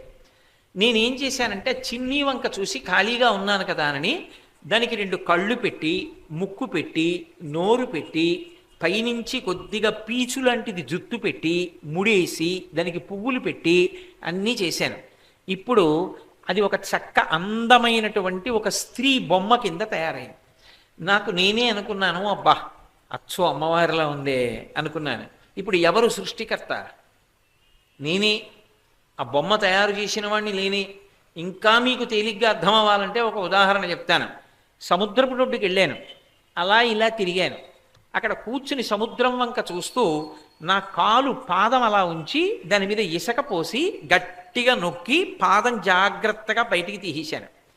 పైన ఇసుక అలా ఉండి లోపల చిన్న గూడులా ఉంది. చిన్నతనంలో మేము తమిళేటి ఒడ్డున ఆడుకుంటూ ఉండేవాళ్ళం ఇలాగే. ఆ పాదం పెట్టిన దగ్గర గుహలా ఉంది. ఇప్పుడు నేను తడి ఇసుకతో కొద్దిగా ఇలా ఇలా ఇలా ఇలా ఇలా చిన్న గోడల్లా కట్టాను, చుట్టూ ప్రాకారం కట్టాను, చిన్న చిన్న ఉపాలయాలు కట్టాను. అక్కడ ఎవరో మందార పూలు పడేశారు. ఆ మందార పూల ముచికలు తీసి ఒక ధ్వజస్తంభాన్ని పెట్టాను. అక్కడే దొరికినటువంటి ఒక చిన్న నత్తగొల్ల ఒకటి తీసి స్ఫటికలింగం అని చెప్పి ఆ లోపల పెట్టాను. ఇప్పుడు ఒక పెద్ద దేవాలయ ప్రాంగణాన్ని సృష్టించాను సముద్రపుటుడున. ఇప్పుడు ఎవరు సృష్టికర్త? నేనే. ఆ దేవాలయాన్ని నిర్మాణం నేనే చేశాను. ఇప్పుడు దాన్ని కొంచెం సేపు అలా ఉంచాను. 5ంటికి వెళ్ళాను సముద్రపుటుడికి. 6:30 వరకు ఆ గుడి వంక చూస్తూ మురిసిపోయాను. నేను కట్టిన గుడి అని పొంగిపోయి, అబ్బా ఎంత గొప్ప దేవాలయం అనుకున్నాను. ఈలోగా ఎవడో పువ్వులు అమ్ముకుంటూ అలా వెళ్ళిపోతున్నాడు. ఓ రూపాయి ఇచ్చి మల్లెపూలు కొని ఒక్కొక్క పువ్వు తీసి నేను పెట్టిన ఆ నత్తగుల్ల శివలింగం మీదే ఒక్కొక్క పువ్వు వేస్తూ మనసులో ఓం నిధనపతయే నమః, ఓం నిధనపతాంతికాయ నమః, ఓం ఊర్ధ్వాయ నమః అంటున్నాను. ఇప్పుడు ఆ దేవాలయాన్ని నిర్వహిస్తున్నవాడెవరు? పూజలు చేస్తున్నవాడు స్థితికర్త. నిర్వహించడం స్థితికర్త నేనే. చీకటి పడిపోయింది. లేచి వెళ్ళిపోతూ ఎవడైనా దుర్మార్గుడు వచ్చి ఏంట్రా ఈ గుడి అని కాలుతో తంతాడేమో, ఇంత బాగా కట్టాను, లోపల శివలింగంలా పెట్టాను, ఎవడైనా తంతాడేమో అని నేనే సముద్రంలోకి వెళ్ళి కాసి నీళ్లు తీసుకొచ్చి పోసేశాను. మళ్ళీ అది ఇసుకలోకి కలిసిపోయాను. ఇప్పుడు దాన్ని మళ్ళీ సముద్రపుటున్న ఇసుకలో కలిపేసిన వాడెవరు? నేనే. కట్టినప్పుడు సంతోషం, ఉంచినప్పుడు సంతోషం, మళ్ళీ ఇసుకలో కలిపేసినప్పుడు సంతోషం. కట్టినప్పుడు నేను సృష్టికర్తని, ఉంచినప్పుడు స్థితికర్తని, దాన్ని మళ్ళీ ఇసుకలో కలిపేసినప్పుడు ప్రళయకర్తని. ఉన్నదొక్కడే. కట్టినప్పుడు బ్రహ్మని, నిర్వహణ చేసినప్పుడు విష్ణువుని, కలిపేసినప్పుడు పరమేశ్వరుడు. ఇప్పుడు ఒకడే 3 రూపాలతో కనపడుతున్నాడు. అలాగే ఆ ఒక్క శివుడే బ్రహ్మగారిగా ఉంటాడు, ఆ ఒక్క శివుడే విష్ణువుగా ఉంటాడు, ఆ ఒక్క శివుడే శివునిగా ఉంటాడు. మరి ఎందుకండి పడగొట్టడం అంటే? ఒక్కటి జ్ఞాపకం పెట్టుకోండి, అసలు మనుష్యుల శరీరములను పడగొట్టడం ఎందుకు? లయం చేసేయడం ఎందుకు? పరమశివుడు అంటే పడగొట్టకుండా ఉంటే బాగుండనే ఉంటుంది ప్రతివాడికి. 90 ఏళ్ళు రానివ్వండి, 130 ఏళ్ళు రానివ్వండి, పడగొట్టకుండా ఉంటే బాగుండంటుంది. ఏ ఇతర విశ్వాసముల యందు లేని గొప్పతనం ఒక్క సనాతన ధర్మమునందే ఉంది. మృత్యువుని దేవత అని పిలుస్తారు, మృత్యుదేవత అంటారు. భగవంతుడు అలా పడగొట్టలేదనుకోండి, జర్జరీభూతమైన శరీరంతో వృద్ధాప్యం వచ్చేసి ముడతలు పడిపోయి కళ్ళు కనపడక, చెవులు వినపడక, తినలేక, తింటే జీర్ణం కాక మంచాన పడి ఎన్నాళ్ళు రోగాలతో రుష్టులతో కొట్టుకుంటావు. ఈ శరీరాన్ని పడగొట్టేసి మళ్ళీ ఒక బలమైనటువంటి శరీరాన్ని ఇచ్చి నువ్వు ఎక్కడ ఉపాసన ఆపేశావో అక్కడి నుంచి మళ్ళీ సాధన చేయి నన్ను చేరుకోవడానికి అని ఇంకొక కొత్త శరీరాన్ని ఇవ్వడానికి పాత శరీరాన్ని పడగొడతాడు. ఇప్పుడు అందులో దయ ఉందా, కక్ష ఉందా? పడగొట్టకుండా ఉంచేశాడు అనుకోండి, ఏమిటి ఉపయోగం? అందరూ ఛేదరించుకుంటూ. అందుకని పరమేశ్వరుడు సృష్టి చేసినప్పుడు, స్థితి చేసినప్పుడు, ప్రళయం చేసినప్పుడు కూడా దయామయుడై ఉంటాడు తప్ప దయ లేకుండా ఏ పని చెయ్యడు. అలా అంటే అంతకన్నా అర్ధరహితమైన విషయం లోకంలో ఇంకోటి ఉండదు. కాబట్టి నిత్యాయ త్రిగుణాత్మనే పురజితే శంకరాచార్యుల వారు పరమశివుణ్ణి పిలుస్తూ వరుస విశేషణాలు వేస్తున్నారు. పురజితే అని పిలిచారు. జిత్ అంటే గెలవడం. పురజితే పురత్రయమును గెలిచినటువంటి వాడా. ఒకానొకప్పుడు తారకాసురుడు అనబడేటటువంటి ఒక భయంకరమైనటువంటి రాక్షసుడు ఈ భూమి మీద ఉదయించాడు. ఆ తారకాసుర సంహారం జరగాలి అంటే ఒక్క పరమశివుని యొక్క కుమారుడైతే తప్ప సాధ్యం కాదు. అందుకే సుబ్రహ్మణ్యోత్పత్తి జరిగి సుబ్రహ్మణ్యుడు ఆవిర్భవిస్తే తప్ప తారకాసుర సంహారం జరగలేదు. ఈ మధ్యకాలంలో మీరు వెంకటేశ్వర భక్తి ఛానల్ ద్వారా ప్రత్యక్ష ప్రసారంలో సుబ్రహ్మణ్య వైభవం అంతా వినే ఉన్నారు. ఆ సుబ్రహ్మణ్యుని యొక్క ఆగమనం తర్వాతే తారకాసుర సంహారం జరిగింది. తారకాసుర సంహారం అయిపోయిందిరా అమ్మయ్యా అనుకునేటప్పటికీ తారకాసురుడికి 3 కుమారులు. అందులో పెద్దవాడి పేరు తారకాక్షుడు, రెండవ వాడి పేరు విద్యున్మాలి, మూడవ వాడి పేరు కమలాక్షుడు. ఇందులో వరుస క్రమంలో అందరికన్నా పెద్దవాడు పెద్దన్నగారు తారకాక్షుడు, రెండవ అన్నగారు అంటే రెండవ పుట్టుక ఉన్నవాడు కమలాక్షుడు, మూడవ వాడిగా పుట్టినటువంటి వాడు విద్యున్మాలి. ఇది వరుస క్రమం. ఈ 3 చూశారు. తండ్రి తారకాసురుడు చచ్చిపోయాడు. అందుకే ఎన్ని భోగాలు వాడి దగ్గర ఉన్నా, దేవలోకమే స్వాధీనం చేసుకున్నా, ఉండడానికి శరీరం అంటూ ఉంటే కదా, శరీరానికి బలం ఉంటే కదా భోగం అనుభవించడం. ఎన్నుంటే ఎవడికి కావాలి? శరీరము ఉండదు, బలము ఉండదు, ఎందుకని ఏమనుభవిస్తావు? అందుకే వీళ్ళు ముగ్గురు ఏం చేశారంటే చతుర్ముఖ బ్రహ్మగారి గురించి తపస్సు చేశారు. అంత తపస్సు చేస్తే ప్రత్యక్షం అవ్వడం బ్రహ్మగారికి ఉండేటటువంటి కర్తవ్యం. అందుకని బ్రహ్మగారు ప్రత్యక్షం అయ్యారు. ఏం కావాలని అడిగారు. వాళ్ళు అన్నారు, మాకు మృత్యు ఉండకూడదు, మా అంతటి బలవంతుడు ఈ భూమి మీద ఉండకూడదు. ఆయన అన్నాడు, ఇది పొసగదు, ఇది మర్త్యలోకం, ఇక్కడ పుట్టినవాడు చచ్చిపోయి తీరాలి. జాతస్య హి ధ్రువో మృత్యు ధ్రువం జన్మమృతస్య చ. కాబట్టి ఇంకొక మాట అడగండి, చచ్చిపోకుండా ఉంటానన్న వరం ఇవ్వడం కుదరదన్నాడు. అంటే వాళ్ళు అన్నారు, బ్రహ్మగారిని బుట్టలో పెట్టచ్చని మాకు మయుని చేత నిర్మింపబడినటువంటి, మయుడంటే దేవశిల్పి, మయుని చేత నిర్మింపబడినటువంటి 3 పట్టణములు కావాలి. ఆ 3 పట్టణములలో ఒకటి బంగారము చేత నిర్మింపబడాలి, ఇంకొకటి వెండి చేత నిర్మింపబడాలి, ఇంకొకటి కఠినమైన ఇనుము చేత నిర్మింపబడాలి. సమస్తమైనటువంటి భోగములు అనుభవించడానికి కావలసినటువంటి ఉపకరణములన్నీ కూడా ఆయా పట్టణముల యందు ఉండాలి. ఆ పట్టణములు ఎప్పుడు ఆకాశంలో తిరుగుతూ ఉండాలి. అవి తిరుగుతుంటే మేము అలా వాటిలో తిరుగుతూ ఈ భోగాలన్నీ అనుభవిస్తూ సంతోషంగా కాలం గడిపేస్తాం. మా అంత బలవంతుడు లోకంలో ఎవరు ఉండకూడదు, మేము ఇంద్రాదుల్ని కూడా ఓడించి దేవతల్ని కూడా స్వాధీనం చేసుకోవాలి. మరి ఎలా చచ్చిపోతామంటావా? మేము వరం అడుగుతాం, ఆ వరం నిజమైతే అప్పుడు మేము చచ్చిపోతాం. 1000 దివ్య వర్షములు పూర్తవ్వాలి. 1000 సంవత్సరాలంటే మన లెక్కలో సంవత్సరాలు కావు. దివ్య వర్షములంటే మనకొక సంవత్సరం అయితే అది ఒక 1000 సంవత్సరాలు అనుకోండి. అటువంటివి 1000 దివ్య సంవత్సరములు పూర్తయిపోవాలి. అంతకాలము మేము ఉండాలి. ఉన్న తరువాత ఈ 3 పట్టణములు ఒక్కసారి ఒకే సరళ రేఖలోకి, ఒక వరుస క్రమంలోకి వచ్చి నిలబడతాయి. ఈ 3 పట్టణాలు ఏవి? బంగారుపురము, వెండిపురము, ఇనపపురము ఒకే వరుస క్రమంలోకి వస్తాయి. ఎప్పుడు వస్తాయి అంటే 1000 దివ్యవర్షములు పూర్తయినటువంటి మరునాటి మధ్యాహ్నం 12 గంటలకి అభిజిత్ ముహూర్తంలో ఈ 3 పట్టణములు ఒక్క సరళ రేఖలోకి వచ్చి నిలబడినటువంటి కొద్దిసేపట్లో పుష్కళావర్తక మేఘములు వర్షాలు కురిపిస్తూ ఉంటాయి. పుష్కళ మేఘములు, ఆవర్తక మేఘములు, మేఘములు 9 రకాలుగా ఉంటాయి. అందులో పుష్కళ మేఘములు, ఆవర్తక మేఘములు అని 2 రకాలు. పుష్కళ మేఘములు వర్షం కురిపించవు, విపరీతమైనటువంటి గాలిని సృష్టిస్తాయి. ఆ గాలికి చెట్లు మొదలైనటువంటివి కూడా పడిపోతాయి. విపరీతమైన నష్టం సంభవిస్తుంది. కొద్ది వర్షం పడుతుంది, అది పెద్ద పెద్ద రాళ్లలా వడగళ్లతో పడుతుంది ఆ వాన. అది ప్రమాదకరమైన వర్షం, దాన్ని పుష్కళ వర్షం అంటారు. ఆవర్తక వర్షం అనే ఒక వర్షం ఉంటుంది. ఆ వర్షం గాలి చాలా తక్కువగా ఉంటుంది, కుండపోత కింద కురుస్తుంది నీరు. ఆ ఆవర్తక మేఘములు సకాలంలో కురవవలసిన సమయంలో కురిస్తే భూమి సస్యశ్యామలమవుతుంది. పుష్కళ ఆవర్తక 2 కలిసి వచ్చాయనుకోండి, సర్వనాశనం అయిపోతుంది. ఎందుచేత అంటే ఒక పక్క వృష్టి, ఒక పక్క విపరీతమైనటువంటి గాలి వడగళ్ళు. ఈ రెండిటి చేత ఆ వర్షాలు కానీ కురిస్తే సంతోషిస్తాము అని చెప్పడానికి ఆధారం ఉండదు, నష్టమే ఉంటుంది.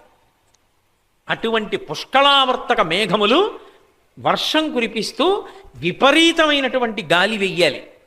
అటువంటి వర్షం పడుతూ ఉండగా మిట్ట మధ్యాహ్నం వేళ దేవతా సార్వభౌముడైనటువంటి వాడు ఎవరుంటాడో ఆ దేవతా సార్వభౌముడు పూర్వం సృష్టిలో లేనటువంటి ఒక రథాన్ని ఎక్కాలి.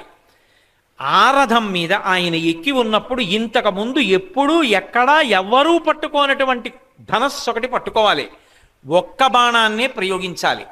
ఆ ఒక్క బాణం ఇంతకు ముందు సృష్టిలో ఉన్న బాణం కాకూడదు. అటువంటి బాణాన్ని ఎక్కుపెట్టి మా మీదకి విడిచిపెట్టాలి. అది ఎంతసేపు? మిట్ట మధ్యాహ్నం 12 గంటలకి అభిజిన్ ముహూర్తంలో మేము 3 పట్టణములు ఒక సరళ రేఖలోకి వచ్చినప్పుడు అలా బాణం విడిచిపెడితే అప్పుడు మేము చచ్చిపోతాం. ఆ సమయం దాటిపోతే మళ్ళీ 1000 పుష్కర దివ్య సంవత్సరాలు అవ్వాలి, ఆ తర్వాత చూడాలి.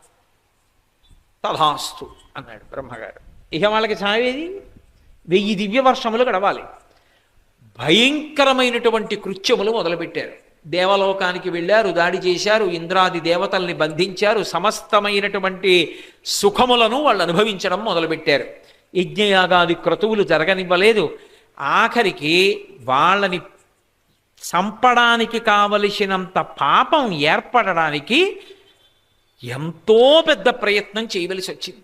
చిట్ట చివరికి మధ్యలో పెద్ద కథ నడిచిన తరువాత, ఇప్పుడు త్రిపురాసుర సంహారం అంతా ఎక్కడవుతుంది, నేను మధ్యలో పెద్ద కథ నడిచిన తరువాత 1000 దివ్యవర్షములు పూర్తయి ఈ 3 పట్టణములు, బంగారు పట్టణము, వెండి పట్టణము, ఇనప పట్టణము 3 ఒక్క చోటికి వచ్చి చేరినటువంటి సమయంలో, బంగారు పట్టణంలో తారకాక్షుడు ఉంటాడు, వెండి పట్టణంలో కమలాక్షుడు ఉంటాడు, ఇనుప పట్టణంలో విద్యున్మాలి ఉంటాడు. ఈ 3 పట్టణములు ఒక్క సరళ రేఖలోకి వచ్చి నిలబడినప్పుడు దేవతా సార్వభౌముడైనటువంటి వాడు అపూర్వమైన రథం ఎక్కాలి. ఎవరు దేవతా సార్వభౌముడు? పరమశివుడే దేవతా సార్వభౌముడు. అందుకే శ్రీశైలే స్వర్ణశృంగే మణిగణరచితే కల్పవృక్షాళిశీతే స్ఫీతే సవర్ణ రత్నస్ఫురిత నవగృహే దివ్యపీఠే శుభార్హ్యే ఆసీన సోమచూడ సకరుణనయన సంగన స్మిరవక్త్ర శంభుశ్రీ భ్రమరీశ ప్రకటిత విభవో దేవతా సార్వభౌమా అని పిలుస్తారు.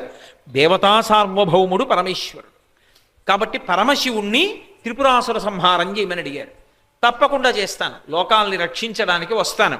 కానీ సృష్టిలో ఇంతకు పూర్వం లేనటువంటి రథం ఉండాలి కదా, దాని మీద కదా నేను ఎక్కి రావాలి.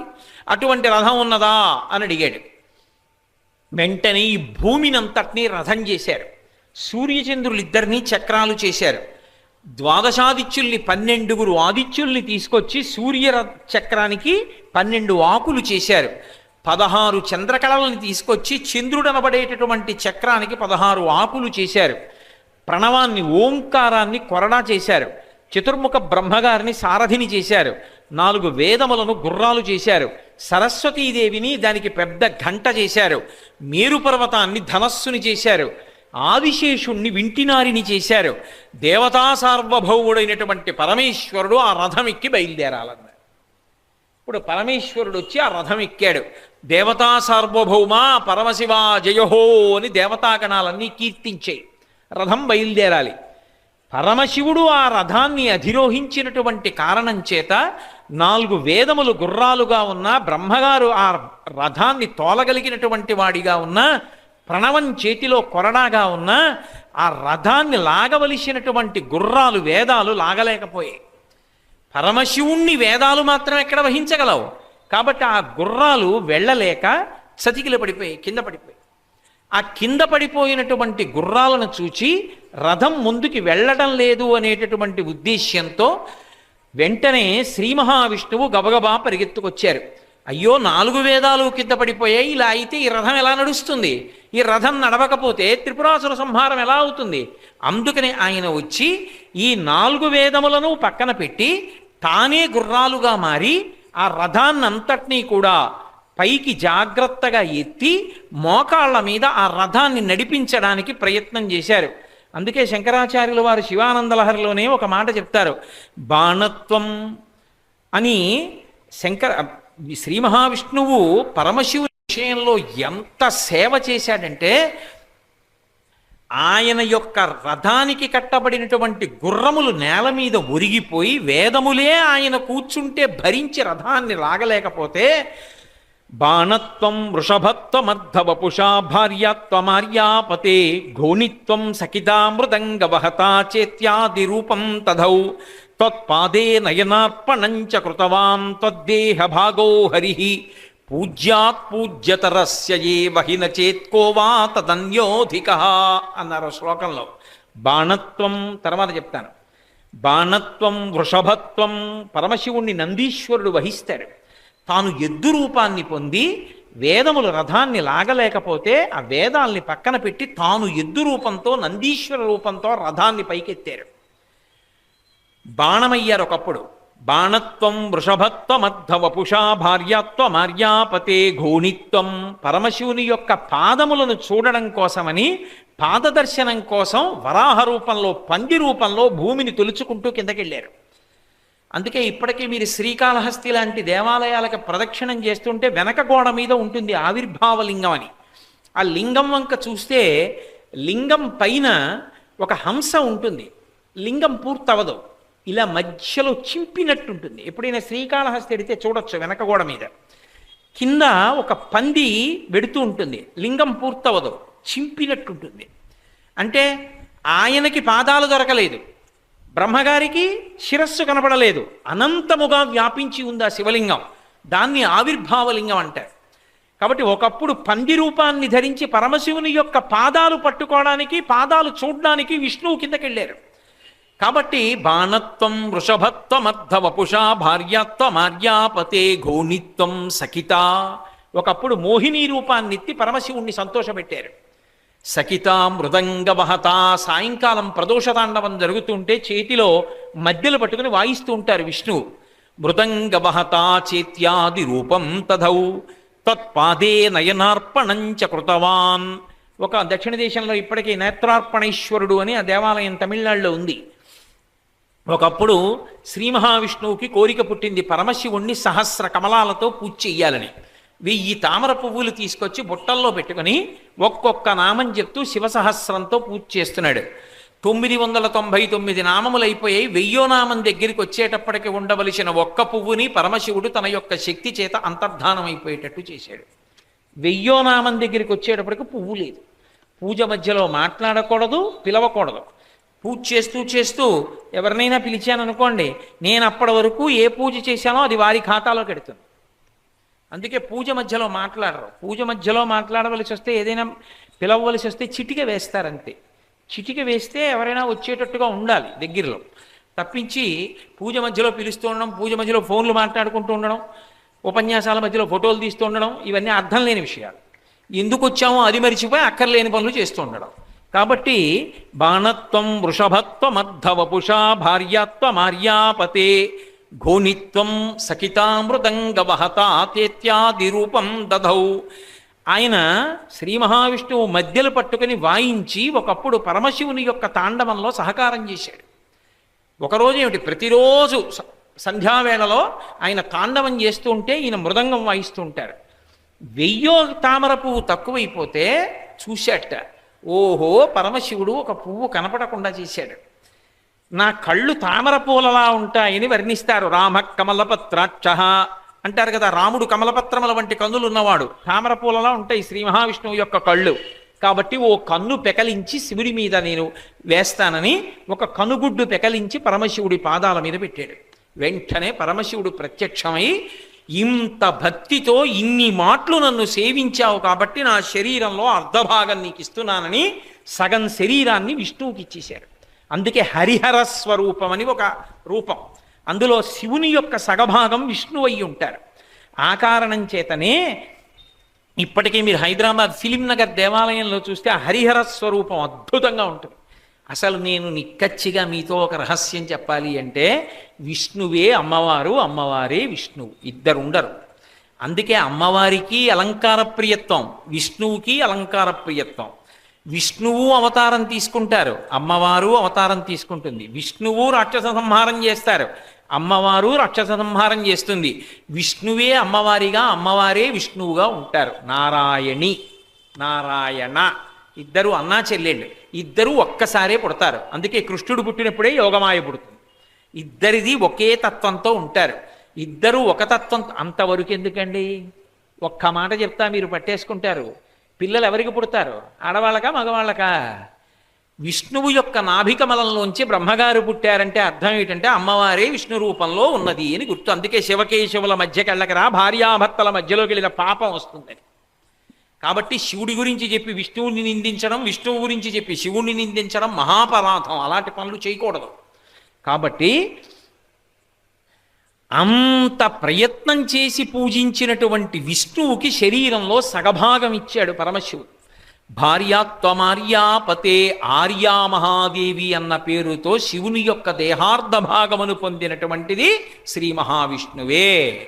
అటువంటి విష్ణువు త్రిపురాసుర సంహార కాలమునందు 4 వేదములు పరమశివుడెక్కిన రథానికి పూంచబడి, ఆ రథములు శివుడెక్కిన రథాన్ని లాగలేక కూలిపోతే విష్ణువు నందిస్వరూపంతో వచ్చి ఆ రథాన్ని పైకెత్తి ముందుకు లాగారు.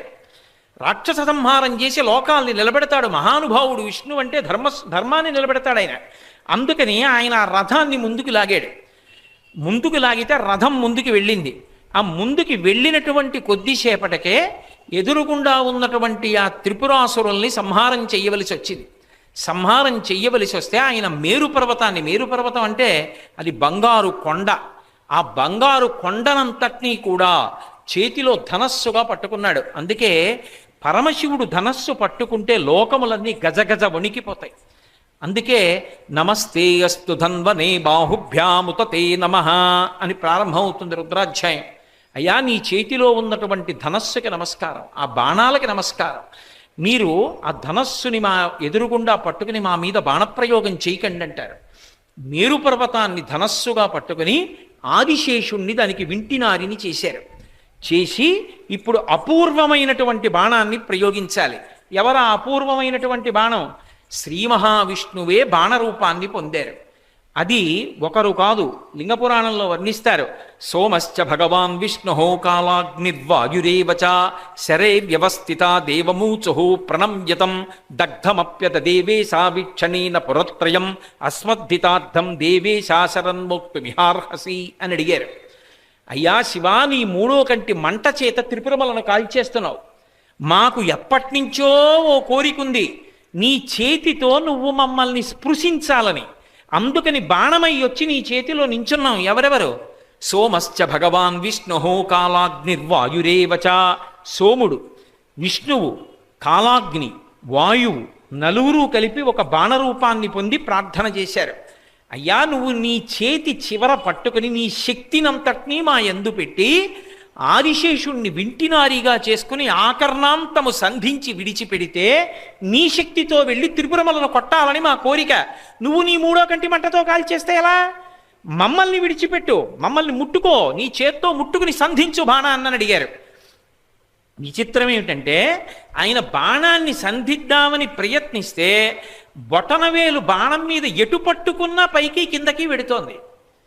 ఏమిట్రా, కాలం దాటిపోతోంది, ఈ బాణం విడిచిపెడదామంటే వేలు అటు ఇటు కదులుతోంది, ఏమిటి చమత్కారం అని ఆలోచించాడు. జ్ఞాపకానికి వచ్చింది, ఓ నన్ను బాణం వేయకుండా చెయ్యగలిగినంత శక్తి కలిగిన వాడు కాకపోవచ్చు, కానీ లోకానికి ఒక మర్యాద నేను కదా నేర్పవలసిన వాణ్ణి. నేనే మర్యాద తప్పితే లోకానికి మర్యాద ఎలా తెలుస్తుంది? అందుకని బాణం మీద బొటనవేలు నిలబడకుండా చేస్తున్నాడు విఘ్నేశ్వరుడు. గణపతి పూజ చేయలేదు అని రథం దిగి విఘ్నేశ్వరుడికి కొబ్బరికాయ కొట్టి పూజ చేశాడు. విఘ్నేశ్వర పూజ ఎంతో చమత్కారం ఉంటుంది. విఘ్నేశ్వరుడికి పూజ అంతా సశాస్త్రీయంగా చేయకపోతే నిలబడి కొబ్బరికాయ ఠామ్మని నేలకేసి కొట్టడమే. ఆ ముక్కలు పిల్లలు కానీ తీసుకుని వెళ్ళిపోయారా మహాసంతోషాన్ని పొందేస్తాడు విఘ్నేశ్వరుడు. అంటే రోడ్డు మీద కనబడ్డ దుకాణాలకు అన్నిటికీ దృష్టి తీసి కొట్టిన ముక్కలు తీసుకోకూడదు. విఘ్నేశ్వరుడు ముందు నిలబడి కొట్టిన కొబ్బరికాయ ముక్కలు పిల్లలు తప్పకుండా తీసుకుని తినాలి. కాబట్టి వెంటనే విఘ్నేశ్వరుణ్ణి పూజ చేసి రథం ఎక్కాడు. బాణం మీద బొటనవేలు నిలబడింది. ఒక్క బాణాన్ని ప్రయోగించాడంతే. ఆ బాణము చేత ఈ త్రిపురములు కూడా దగ్ధమైపోయి నేల మీద పడిపోయి 3 పురములను కాల్చినవాడు కాబట్టి త్రిపురారి అని పేరు వచ్చింది ఆయనకి. లోకాలన్నింటినీ రక్షణ చేశాడు. ఇది బాహ్యం, త్రిపురములను సంహరించాడని. ఆంతరం అసలు త్రిపురాసుర సంహారం ఇక్కడ చేస్తూ ఉంటాడు. ఏమిటా సంహారం అంటే స్థూల శరీరము, సూక్ష్మ శరీరము, కారణ శరీరము అని మహాకారణ శరీరం మీద ఆధారపడతాయి. స్థూల శరీరం అంటే పైన ఉండేటటువంటి శరీరం, అది సప్తధాతువులతో ఉంటుంది. చర్మము, రక్తము, మాంసము, కొవ్వు, అస్థి, శుక్ల, మేధ అనబడేటటువంటి 7 పదార్థాలతో తయారవుతాయి శరీరాలు. పైనంతా చర్మంతో కప్పేస్తాడు అందంగా. రక్తము, అస్థి అంటే లోపల ఎముకలు ఉంటాయి. చర్మము, రక్తము, అస్థి, కొవ్వు, శుక్ల, మేధ మొదలైన 7 పదార్థములతో ఈ శరీరము తయారై ఉంటుంది. దీన్ని స్థూల శరీరం అంటారు. ఇది ఎందుకు వస్తుందంటే యథార్థానికి గతంలో చేసుకున్న పాపాన్ని, పుణ్యాన్ని, సుఖము, దుఃఖము అన్న 2 పేర్లతో అనుభవించడానికి ఈ శరీరం వస్తుంది. ఇది లేదనుకోండి, నేను గత జన్మలో కుక్కని కొట్టిన పాపం ఎలా పోతుంది? నా కాలు కూడా నెప్పెడితే ఆ పాపం అక్కడతో పోతుంది. అలా బాధ పెట్టడం కోసం ఈ శరీరం వస్తుంది. ఇది మంచి సుఖాలు అనుభవించిందనుకోండి, గత జన్మలలో చేసుకున్న పుణ్యాలు పోతాయి. పుణ్యాన్ని పోగొట్టడానికి, పాపాన్ని పోగొట్టడానికి శరీరం వస్తుంది. అందుకే మళ్ళీ ఒళ్ళు దగ్గర పెట్టుకుని పుణ్యాలు చేసుకుంటూ ఉండాలి. పాపం చేయకుండా చూసుకోవాలి. కాబట్టి ఇప్పుడు ఇది స్థూల శరీరం. దీని లోపల ఒక శరీరం ఉంటుంది, దాన్ని సూక్ష్మ శరీరం అంటారు. అది మనస్సు. దానికి ఒక విచిత్రమైన లక్షణం ఉంటుంది. అది ఇంద్రియముల యొక్క శక్తులతో అనుసంధానమై లోపల సంకల్ప వికల్పాలు చేస్తూ ఉంటుంది. మనస్సు అంటే కంటి లోపల ఉన్న రిటీనా కనపడుతుందేమో కానీ మనసుని ఎక్స్రే తీసి చూపించండి అంటే కనపడదు. అది సంకల్ప వికల్ప సంఘాతము అంది శాస్త్రం. సంకల్పము అంటే ఓ ఓ ప్రతిపాదన తెస్తూ ఉంటుంది, వికల్పము చెప్పిన దాన్ని వదిలేస్తూ ఉంటుంది. నిద్ర లేచాననుకోండి ప్రారంభమైపోతాయి అంతే సంకల్పాలు. ఇవాళ ఏం చెయ్యాలి? ఇవాళ పెద్దాపురంలో సాయంకాలం శివానంద లహరి ప్రారంభం, అది గుర్తొస్తే మంచిదే.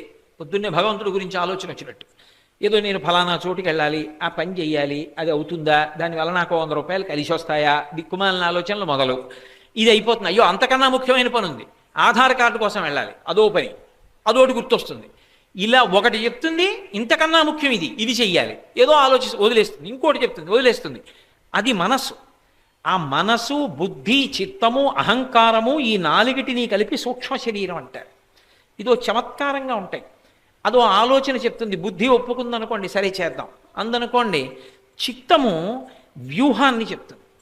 సాయంకాలం పెద్దాపురం శివానంద లహరి చెప్పడానికి వెడదాం అని మనసు అందనుకోండి, తప్పకుండా చెయ్యి, మంచి పని, అటువంటివి చెయ్యాలి అందనుకోండి. బుద్ధి ఎలా చెయ్యాలి, ఎలా వెళ్ళాలి, నేను అక్కడికి వెళ్ళి నేను ఏ శ్లోకంతో మొదలెట్టాలి, దీనికి వ్యూహకర్త చిత్తం. ఆఖరణ వెళ్ళిపోయేటప్పుడు నేనే చెప్పిందట్టు, భగవంతుడు చెప్పించాడు రా అందవు, నేనే చెప్పాను అంటుంది అహంకారం. ఈ 4టిని కలిపి సూక్ష్మ శరీరం అంటారు. పైకి కనపడవు, లోపలుండి పనిచేస్తాయి. ఈ 4 కూడా దేని మీద, అవి కూడా బడలిపోతాయి. బడలిపోయినప్పుడు మళ్ళీ శక్తిని పొందడానికి దేని మీద ఆధారపడతాయంటే కారణ శరీరం మీద ఆధారపడతాయి. కారణ శరీరమే భగవంతుడు. భగవంతుడు ఎక్కడుంటాడు అంటే నీవారస్సూకవత్తన్వి పీతాభాస్వత్యనూపమా. తెల్లవారు లేస్తే చెప్తున్నాం కదా, వడ్డుగింజ చివర ఉండేటటువంటి మొన ఎంత ఉంటుందో అంత ఇక్కడ వెలుగుతూ ఉంటాడు. ఎక్కడుంటాడు అంటే నాభ్యాము పరితిష్టతి. ఎవరి బొడ్డులో వాళ్ళు చిటికిన వేలు పెట్టుకుని ఇలా పైకి పెడితే బొటన వేలు ఎక్కడ తగులుతుందో అక్కడ యోగ కమలం ఒకటి ఇలా కిందకి విచ్చుకుని ఉంటుంది. అదే ఆపరేషన్లు చేస్తే దొరికేది కాదు అది. ఆ కమలములకు చివర చిన్న బొడ్డు గింజ గీత అంత చిన్న చొక్క ఒకటి ఉంటుంది. తస్య మధ్యే మహానగ్నిర్విశ్వార్చిర్విశ్వతోముఖ. దాని మధ్యలో మళ్ళీ ఓ చిన్న చొక్క ఉంటుంది నలుసులా, అది వెలిగిపోతుంటుంది. తస్య భాష, ఆ కాంతి ఉందే అది ఊర్ధ్వమూల మతశ్య, ఈ పైకి కిందకి పక్కలకి దాని కాంతి కొడుతూ ఉంటుంది. ఆ కాంతి పడితే కన్ను పనిచేస్తుంది, కాంతి పడితే చెవి వింటుంది, కాంతి పడితే ముక్కు వాసన చూస్తుంది. కన్నాలున్న కుండ దీపం మీద పెడితే ఆ దీపపు కాంతి కన్నాల్లోంచి కొట్టినట్టు కారణ శరీరము యొక్క శక్తి వలన ఇవన్నీ పనిచేస్తాయి. అది భగవంతుడు. ఆయన చిన్న వెలుతురు రూపంలో లోపల ప్రకాశిస్తూ ఉంటాడు. సబ్రహ్మ సశివస్స హరిశ్రేంద్రసోక్షర పరమస్వరాట్. ఏ పేరు పెట్టి పిలి దాంతో సంబంధం లేదు. పేర్ల కోసం కొట్టుకు చచ్చేటటువంటి లోకం ఇంకోటి ఉంటుంది, దాని గురించి కాదు నేను చెప్పేది. పేరుతో సంబంధం లేకుండా తత్వం గురించి పాకులాడేవాళ్ళు ఉంటారు. తత్వం గురించి పాకులాడినప్పుడు పేరు వలన ప్రయోజనాలు ఉండవు. అది గమ్మత్తు. ఒకడు చెరువు దగ్గరికి వెళ్ళాడు, చెరువుకి 4 గట్లు, ఇట్నుంచి ఒకటి దిగి నీళ్లు దాగి ఎక్సలెంట్ వాటర్ అన్నాడు, మంచి వాటర్ అన్నాడు, ఇంగ్లీష్లో చెప్పాడు. ఇంకోటి అవతల వైపు ఒడ్డు నుంచి దిగాడు, అచ్చాపాని అన్నాడు, మంచి నీళ్లు అని హిందీలో అన్నాడు. ఇంకోటి అటు దిగాడు, ఆక్వా అన్నాడు, అది మంచి నీళ్లు అన్నాడు. ఇంకోటి ఏదో ఇటు నుంచి దిగాడు, ఇంకో భాషలో ఏదో అన్నాడు, లేకపోతే శుద్ధ జలం అన్నాడు, మంచి నీళ్లు అన్నాడు. ఇప్పుడు నిజానికి మీరు ఏ పేరు చెప్పకుండా తాగారనుకోండి, దాహం తీర్చదా? ఏ పేరు చెప్పకపోయినా తీరుస్తుంది. అది దాని తత్వం, అది నీటి యొక్క లక్షణం అది. అలాగే భగవంతుడికి పేరు పెట్టి పిలవడం ఎందుకంటే మన ప్రీతిని ఆవిష్కరించడానికి, అంతేకాని పేర్ల దగ్గర రూపాల దగ్గర ఆగిపోయి కొట్టుకోవడానికి కాదు. కాబట్టి సబ్రహ్మ సశివ సహరిశ్రేంద్ర సోక్షర పరమస్వరాట్ రాజాధిరాజాయ ప్రసజ్య సాహినే అంది వేదం. ఆయనని నువ్వు ఏ పేరు పెట్టి పిలు పలుకుతాడు. ఆయన లోపల అసలు స్వరూపం కాంతి. అందుకే స్త్రీ పురుష నపుంసక మూర్తియును కాక తెరియ కమర నరాది మూర్తియును కాక కర్మ గుణభేద సరసత్ప్రకాశి కాక వెనుకనన్నియుతానగు విభుతలంతు అంటారు. ఈ కారణ శరీరమైనటువంటి భగవానుడు ఇక్కడే ఉంటాడు. ఇక్కడ ఆయన ఉంటే ఒక లక్షణం ఉంటుంది, గంట మోగాలి. ఎప్పుడైనా దేవాలయం తలుపులు తెరిచారనుకోండి, ముందు గంట వాయిస్తాడు. పూజ మొదలుపెట్టారనుకోండి, ముందు ఘంటానాదం చేస్తారు. గంట మోగించితే దేవతలకు పిలుపు. గంట కొడతారు.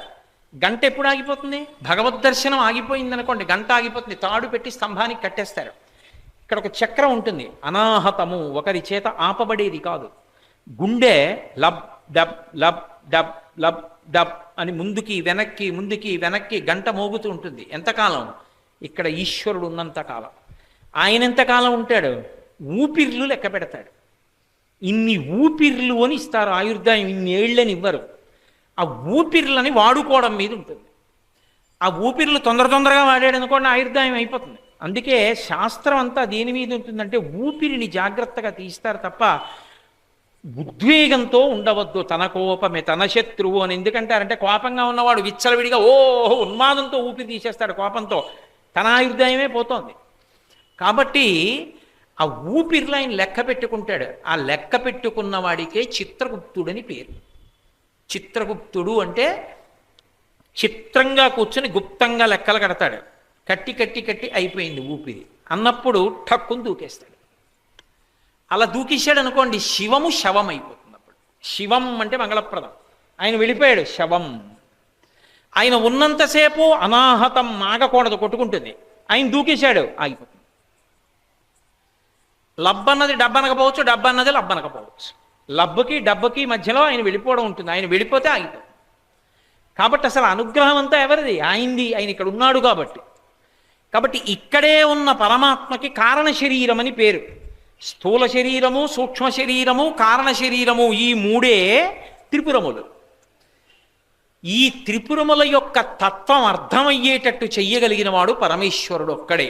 ఆ పరమేశ్వరుడు గురించి తెలియడమే మహాకారణ శరీరం గురించి తెలియడం. మహాకారణ శరీరం గురించి ఎరుకలోకి వస్తే ఈ త్రిపురం పడిపోతుంది. అందుకే భార్య త్రిపుర సుందరి, ఆయన త్రిపురాంతకుడు, వాళ్ళిద్దరూ ఆది దంపతులు. అది విచిత్రం. కాబట్టి జ్ఞానమిచ్చి మోక్షము వైపు నడిపించగలిగినటువంటి వాడు పరమశివుడు. కాబట్టి నిత్యాయ త్రిగుణాత్మనే పురజితే కాత్యాయని శ్రేయసే. ఆయన కాత్యాయని అనేటటువంటి పేరుతో ఉన్నటువంటి పార్వతీదేవి యొక్క తపస్సునకు ఫలమైనటువంటి వాడు. కాత్యాయని అని ఎవరికి పేరు? అమ్మవారికి. అంటే అమ్మవారు తాను అనుగ్రహించాలి అనుకున్నప్పుడు ఒక్కొక్కరి కడుపున పుడుతూ ఉంటుంది. మోక్షమును పొందడానికి ఎన్ని మార్గాలున్నాయి అని బ్రహ్మాండమైనటువంటి తపస్సు చేశాడు ఒక ఆయన ఆ జ్ఞానం కోసం. ఆయనని కత్యయన మహర్షి అని పిలుస్తారు. ఆ కత్యయన మహర్షి యొక్క గోత్రమునందు అనుగ్రహించడానికి వచ్చిన తల్లి కాబట్టి ఆవిడికి కాత్యాయని అని పేరు. ఈ కాత్యాయని అనబడేటటువంటి అమ్మవారు పరమశివుణ్ణి పొందడంలో, ఎప్పుడూ పరమశివుడి పక్కనే ఉండడంలో ఆమెకి విశేషమైన అనురక్తి. అందుకే భర్త పక్కన ఉండడాన్ని ఇష్టపడుతుంది తప్ప ఆమె భర్త పక్కన ఉండకుండా ఒక్కతే పరిపాలకురాలుగా కూర్చోవడాన్ని ఆవిడ ఇష్టపడేటటువంటి తత్వంతో ఉండదు. కాత్యాయని స్వరూపం. మీకు నేను కాత్యాయని గురించి చెప్పాలి అంటే, కంచిలో ఏకాంబరేశ్వరుడి దేవాలయానికి వెడితే లోపలికి ఎడుతున్నప్పుడు మొట్టమొదట కనపడిన 2 స్తంభాల మీద కాత్యాయని వృత్తాంతం ఉంటుంది. ఒకప్పుడు పరమశివుడు కైలాస పర్వతం మీద కూర్చుని ఉండగా అమ్మవారు వెనక నుంచి వచ్చి 2 చేతులతో కళ్ళు మూసింది. ఏదో లీలగా ఆనందంగా ఓ ఆట కోసం మూసింది. ఒక్క క్షణం పరమశివుడి కన్నులు మూస్తే లోకంలో సూర్యచంద్రులు అస్తమించారు. ఒక కన్ను సూర్యుడు, ఒక కన్ను చంద్రుడు. ఆయనకి 2 కన్నులు మూస్తే సూర్యచంద్రులు కనపడాల. కాలం ఆగిపోయింది. కాలం ఆగిపోతే సూర్యగతి చంద్రగతి చేత కదా కాలం. కాలం తెలియకపోతే సంధ్యావందనాలు ఆగిపోయాయి, యజ్ఞాలు ఆగిపోయాయి, యాగాలు ఆగిపోయాయి, సుముహూర్తాలు ఆగిపోయాయి, అన్నీ ఆగిపోయాయి. అయోమయం వచ్చింది ప్రపంచంలో. అమ్మవారు కళ్ళు తీసేసింది. ఈలోగా పరమశివుడు 3వ కంటి వెలుగుతో లోకాన్ని రక్షించాడు. ఆయన అన్నాడు, నీ వల్ల లోకులకు ఇంత ఇబ్బంది కలిగింది. ఇప్పుడు నువ్వు పొరపాటు చేశావు. నువ్వు సాక్షాత్ జగజ్జననివి కాబట్టి నీకు దోషం లేకపోవచ్చు. కానీ లోకానికి ఒక మార్గం నేర్పడానికి ప్రాయశ్చిత్తం కోసం భూలోకానికి వెళ్ళి తపస్సు చెయ్యన్నాడు. ఆమె ఈ కత్యయన ఋషి యొక్క గోత్రంలో వచ్చినటువంటి ఒక మహర్షి వేదం చదువుతుండగా హిమాలయ పర్వతాల మీద దర్భాసనం మీద యవ్వనంలో ఉన్న కాంతగా కనపడింది. ఆయన గ్రహించి అమ్మవారికి నమస్కారం చేసి కాత్యాయని అని పిలిచాడు అమ్మవారిని.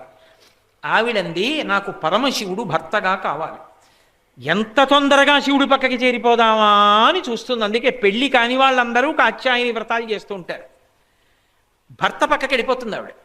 ఆయన అన్నాడు ఏదో కొన్ని వస్తువులు ఇచ్చాడు, ఎక్కడ మార్పు చెందుతాయో అక్కడ తపస్సు చేయమన్నాడు. ఆవిడ వస్తువులు పట్టుకుని వచ్చింది. కాంచీపురం వస్తే కాంచీపురంలో వస్తువులు మార్పు చెందితే ఆవిడ సైకత లింగం చేసింది. ఇసుకతో ఒక శివలింగాన్ని చేసి పూజ చేస్తూ తపస్సు చేస్తోంది ఆ పరమశివుడి గురించి. చేస్తుంటే పరమశివుడు ఆమెకున్నటువంటి భక్తిని భర్త అంటే ఎంత ప్రీతో లోకానికి చూపించాలనుకున్నాడు.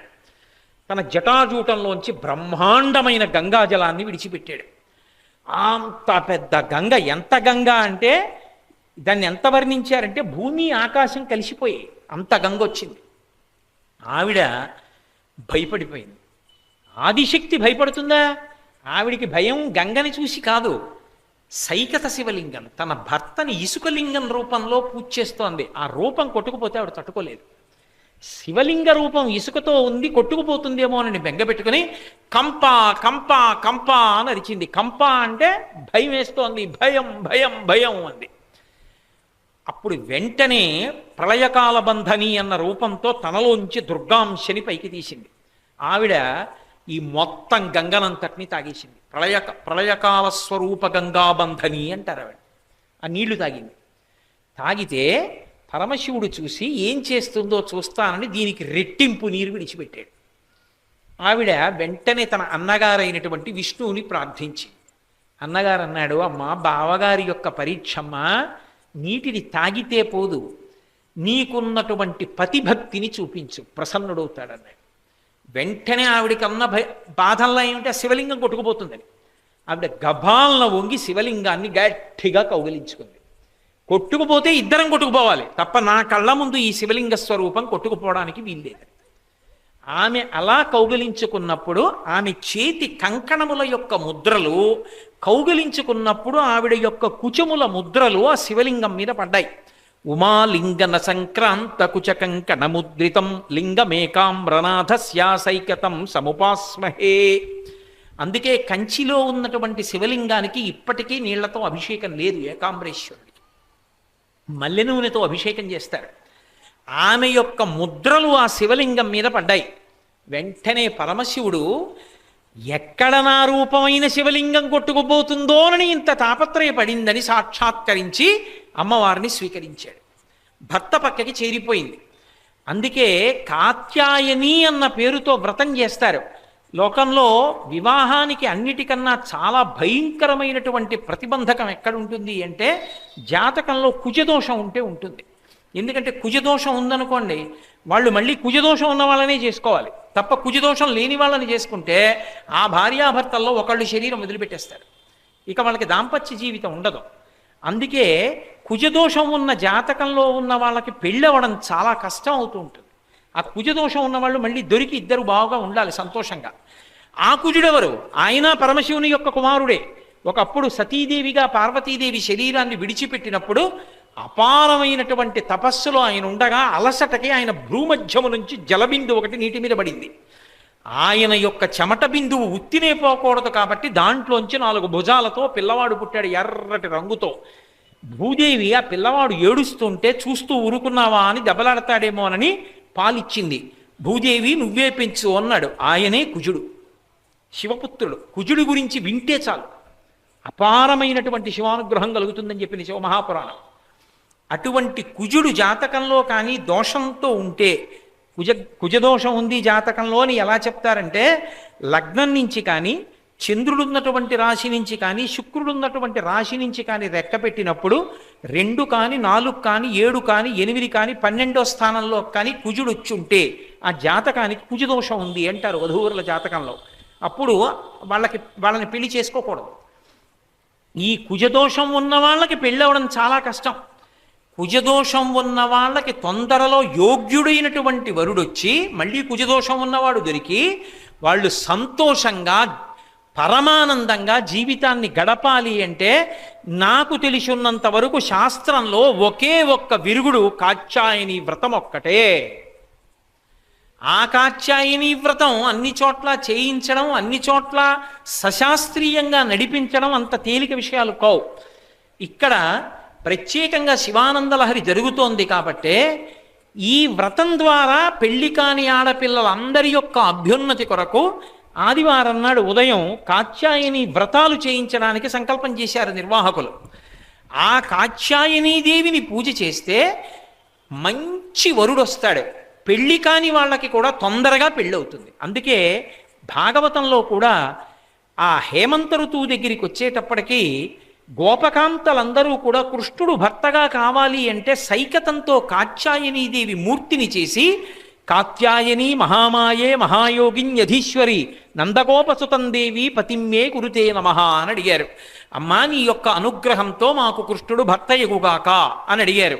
కాత్యాయని వ్రతం చేశారు కాబట్టి కృష్ణుడు వాళ్ళను అనుగ్రహించాడు. మీరు కాత్యాయని వ్రతం చేశారు కాబట్టి నాకు భార్యలవుతారన్నాడు. కాత్యాయని వ్రతం అంత శక్తివంతం, అంత గొప్ప కాత్యాయని వ్రతం. అటువంటి కాత్యాయని స్వరూపం ఎప్పుడూ తపస్సులో ఉంటుంది. ఎవరి కొరకు అంటే భర్త కొరకు. ఆమె భర్త కొరకు ఎలా తపస్సు చేసి శివుణ్ణి పొందిందో అలాగే కాత్యాయని వ్రతం చేసి కాత్యాయని ఆరాధన చేసినటువంటి వాళ్ళందరికీ కూడా యోగ్యుడు, చక్కగా సంతోషంగా ఇద్దరూ కలిసి ఆనందంగా జీవితం గడపడానికి యోగ్యమైనటువంటి వరుడు వచ్చేటట్టుగా అమ్మవారు అనుగ్రహిస్తుంది కాత్యాయని వ్రతం చేసినటువంటి ఆడపిల్లల్ని. అందుకు వెతుక్కుని కాత్యాయని వ్రతం చేస్తారు.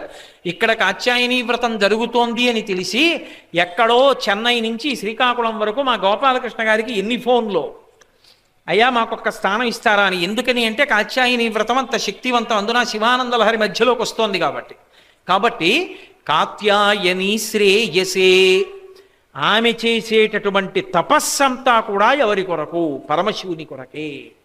కాబట్టి నిత్యాయ త్రిగుణాత్మనే పురజితే కాత్యాయని శ్రేయసే సత్యాయాది కుటుంబినే. సత్యాయ, పరమశివుడు సత్యస్వరూపుడు. సత్యం అన్న మాటకు అర్థం ఏమిటంటే కాలమునందు ఎప్పుడు ఉంటే నిత్యాయ అంటారు. సత్యాయ అంటే ఒకచోట ఉండేవాడు అని కాదు, అంతటా నిండిపోయి ఉన్నటువంటి వాడెవరో వాడిని సత్యం అని పిలుస్తారు. సత్యం శివం సుందరం. ఆయన లేని చోటు ఉండదు లోకంలో. అసలు యథార్థంగా చెప్పాలంటే ఉండేది శివుడు ఒక్కడే ఉంటాడు.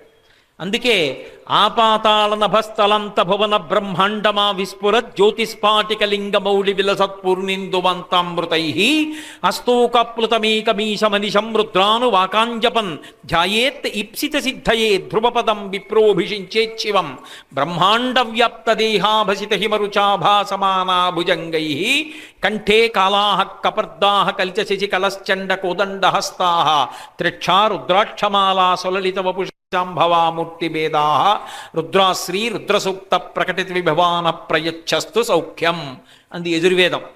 ఆయన బ్రహ్మాండము అంటారు. అండం అంటే గుడ్డు.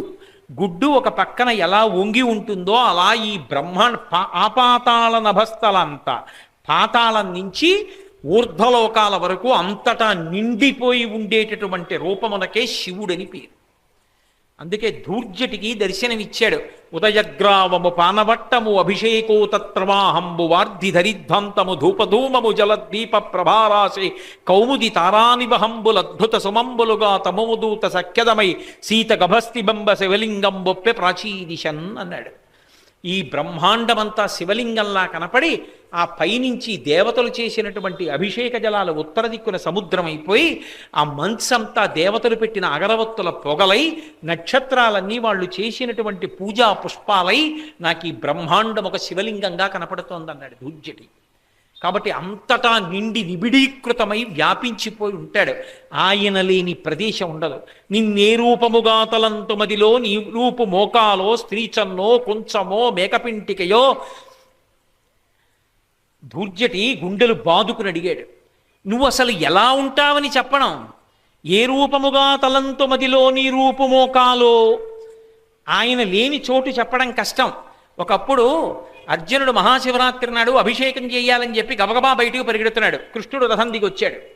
వచ్చి అర్జున ఎక్కడికి పరిగెడుతున్నావు అన్నాడు. శివాలయానికి ఎడుతున్నాడు బావా, ఇవాళ మహాశివరాత్రి అభిషేకం చేయాలన్నాడు. ఏమిటో శివాలయానికి ఎడితేనే శివలింగం ఉందా, శివుడు లేని చోటోటు ఉందా అన్నాడు. బావా శివలింగం ఉన్న చోట అయితే చూపించు అన్నాడు. పంచ పైకి తీసి మోకాలు చూపించాడు. మోకాల్లో శివలింగం కనపడింది. అభిషేకం చేశాడు. కాబట్టి నిన్నే రూపముగా తలంతు మదిలో నీ రూపమోకాలో స్త్రీ చన్నో మరీ దారుణం. ఒకానొకప్పుడు ఒక మహారాజు వేశ్యాగృహంలో ఉండిపోయాడు, పరమశివభక్తుడు. ఏదో వెళ్ళిపోదాం అనుకున్నాడు, రాత్రి వేళ నిద్ర పట్టేసింది, తెల్లవారిపోయింది.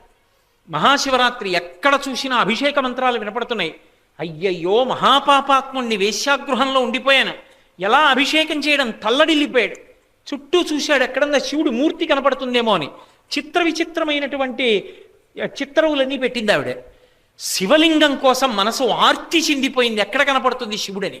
వేశ్య నిద్రపోతోంది, ఆవిడ స్తన్యం వంక చూశాడు, శివలింగంలా దర్శనమైంది ఆయనకి, అంతే.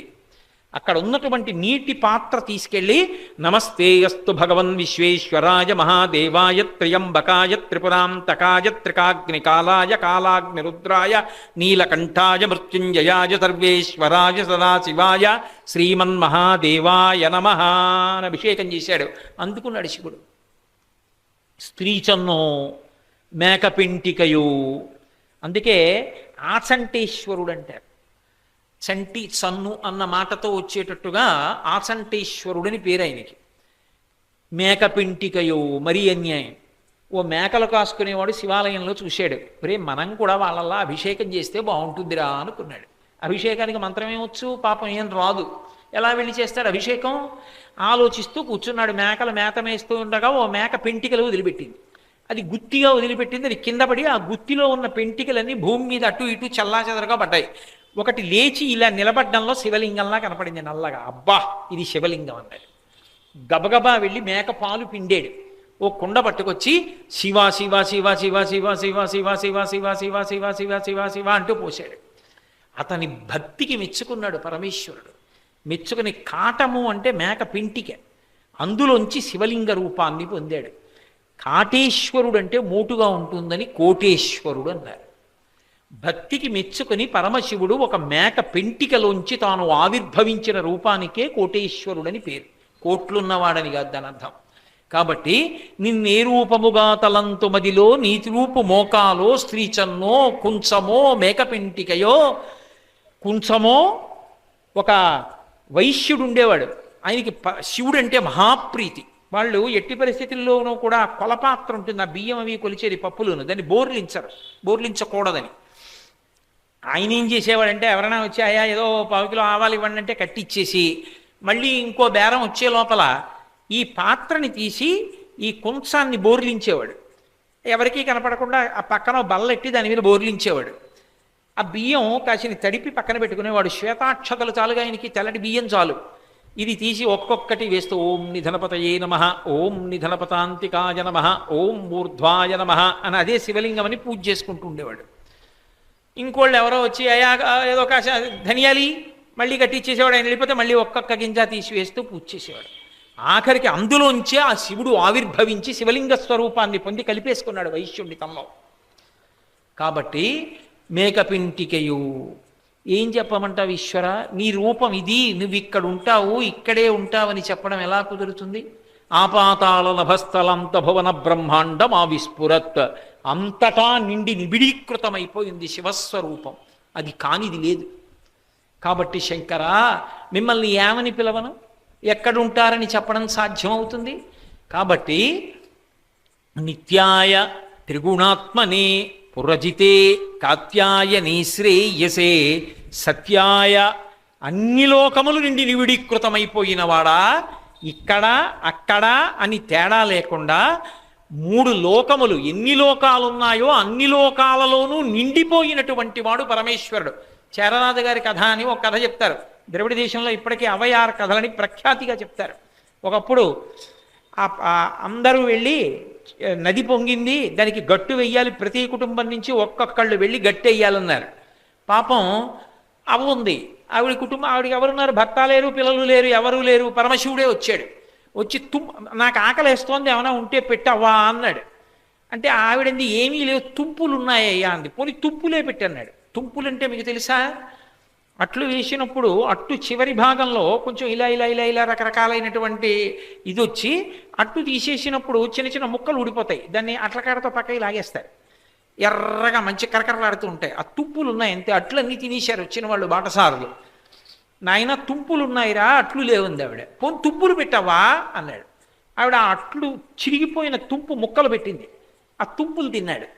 తిని, అవ్వా నేను ఎవరి దగ్గరైనా ఏమైనా పుచ్చుకుంటే ఉపకారం చేయకుండా వెళ్ళను, ఏం కావాలి నీకన్నాడు. అదిగో ఆ నది దగ్గర కట్ట వెయ్యాలి, కానీ నా ఇంట్లో ఎవరు మగాళ్ళు లేరు, నేను వెళ్ళి చేయలేను పెద్దదాన్ని, నా పనుకున వెళ్ళి కట్ట వెయ్యండి. ఆయన కట్ట వేయడం మానేసి పాటలు పాడుకుంటూ కూర్చున్నాడు.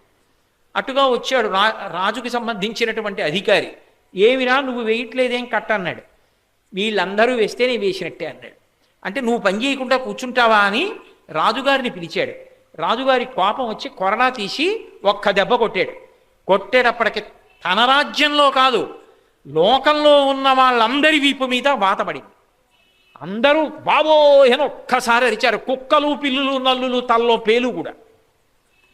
అప్పుడు ఆయనకు అర్థమైంది, ఈయన పరమశివుడురా, మహానుభావుడు, ఈయన్ని కొరడాతో కొట్టానని కాళ్ళ మీద పడ్డాడు. అప్పుడు రక్షించి ఆ నదికి వరదలు రాకుండా చేశాడు. ఇప్పటికీ అవయ్యారు కథలని తమిళ దేశంలో చాలా విశేషంగా చెప్తారు. ఆయన కానిది, ఆయన లేనిది ఎక్కడుంది లోకంలో? అవయార్ విఘ్నేశ్వరుడికి పూజ చేస్తోంది. చేరరాజు, సుందరమూర్తి వచ్చారు. వచ్చి మేము కైలాసానికి వెడుతున్నాం, నువ్వు వస్తావా అవయార్ అన్నారు. నేను విఘ్నేశ్వర పూజ చేసుకుంటున్నాను, మీరు వెళ్ళిపోంది. వాళ్ళ యోగాశ్వాలు, దాని మీద వెళ్ళిపోతారు వాళ్ళు వెళ్ళిపోయారు కైలాసానికి. ఈవిడ పూజ అంతా చేసి వినాయకుడిని అంది, వాళ్ళు వెళ్ళిపోయారు కైలాసానికి, నేను ఎలా వెళ్ళనంది. ఆయన అన్నాడు, బెంగెందుకు పెట్టుకుంటావు అని ఆ మూర్తిలోంచి తొండం బయటకు వచ్చి జాగ్రత్తగా ఇలా పట్టుకుని అవ్వయారిని ఇలా అన్నాడు. ఆవిడ వెళ్ళి కైలాసంలో కూర్చుంది. పరమశివుడు ఇలా కూర్చుంటే ఆవిడ ఇలా ఎదురుగుండా కూర్చుంది. ముఖం అటు పెట్టింది, పృష్ఠభాగం శివుడి వైపు పెట్టింది. ఇంతలో చేరరాజు, సుందరమూర్తి వచ్చారు. అయ్యో అయ్యో అయ్యో అయ్యో, శివుడికి పృష్ఠభాగం పెట్టి లోకానికి ముఖం పెట్టావు, తప్పు కదా, శివుడి వైపుకి తిరిగన్నారు.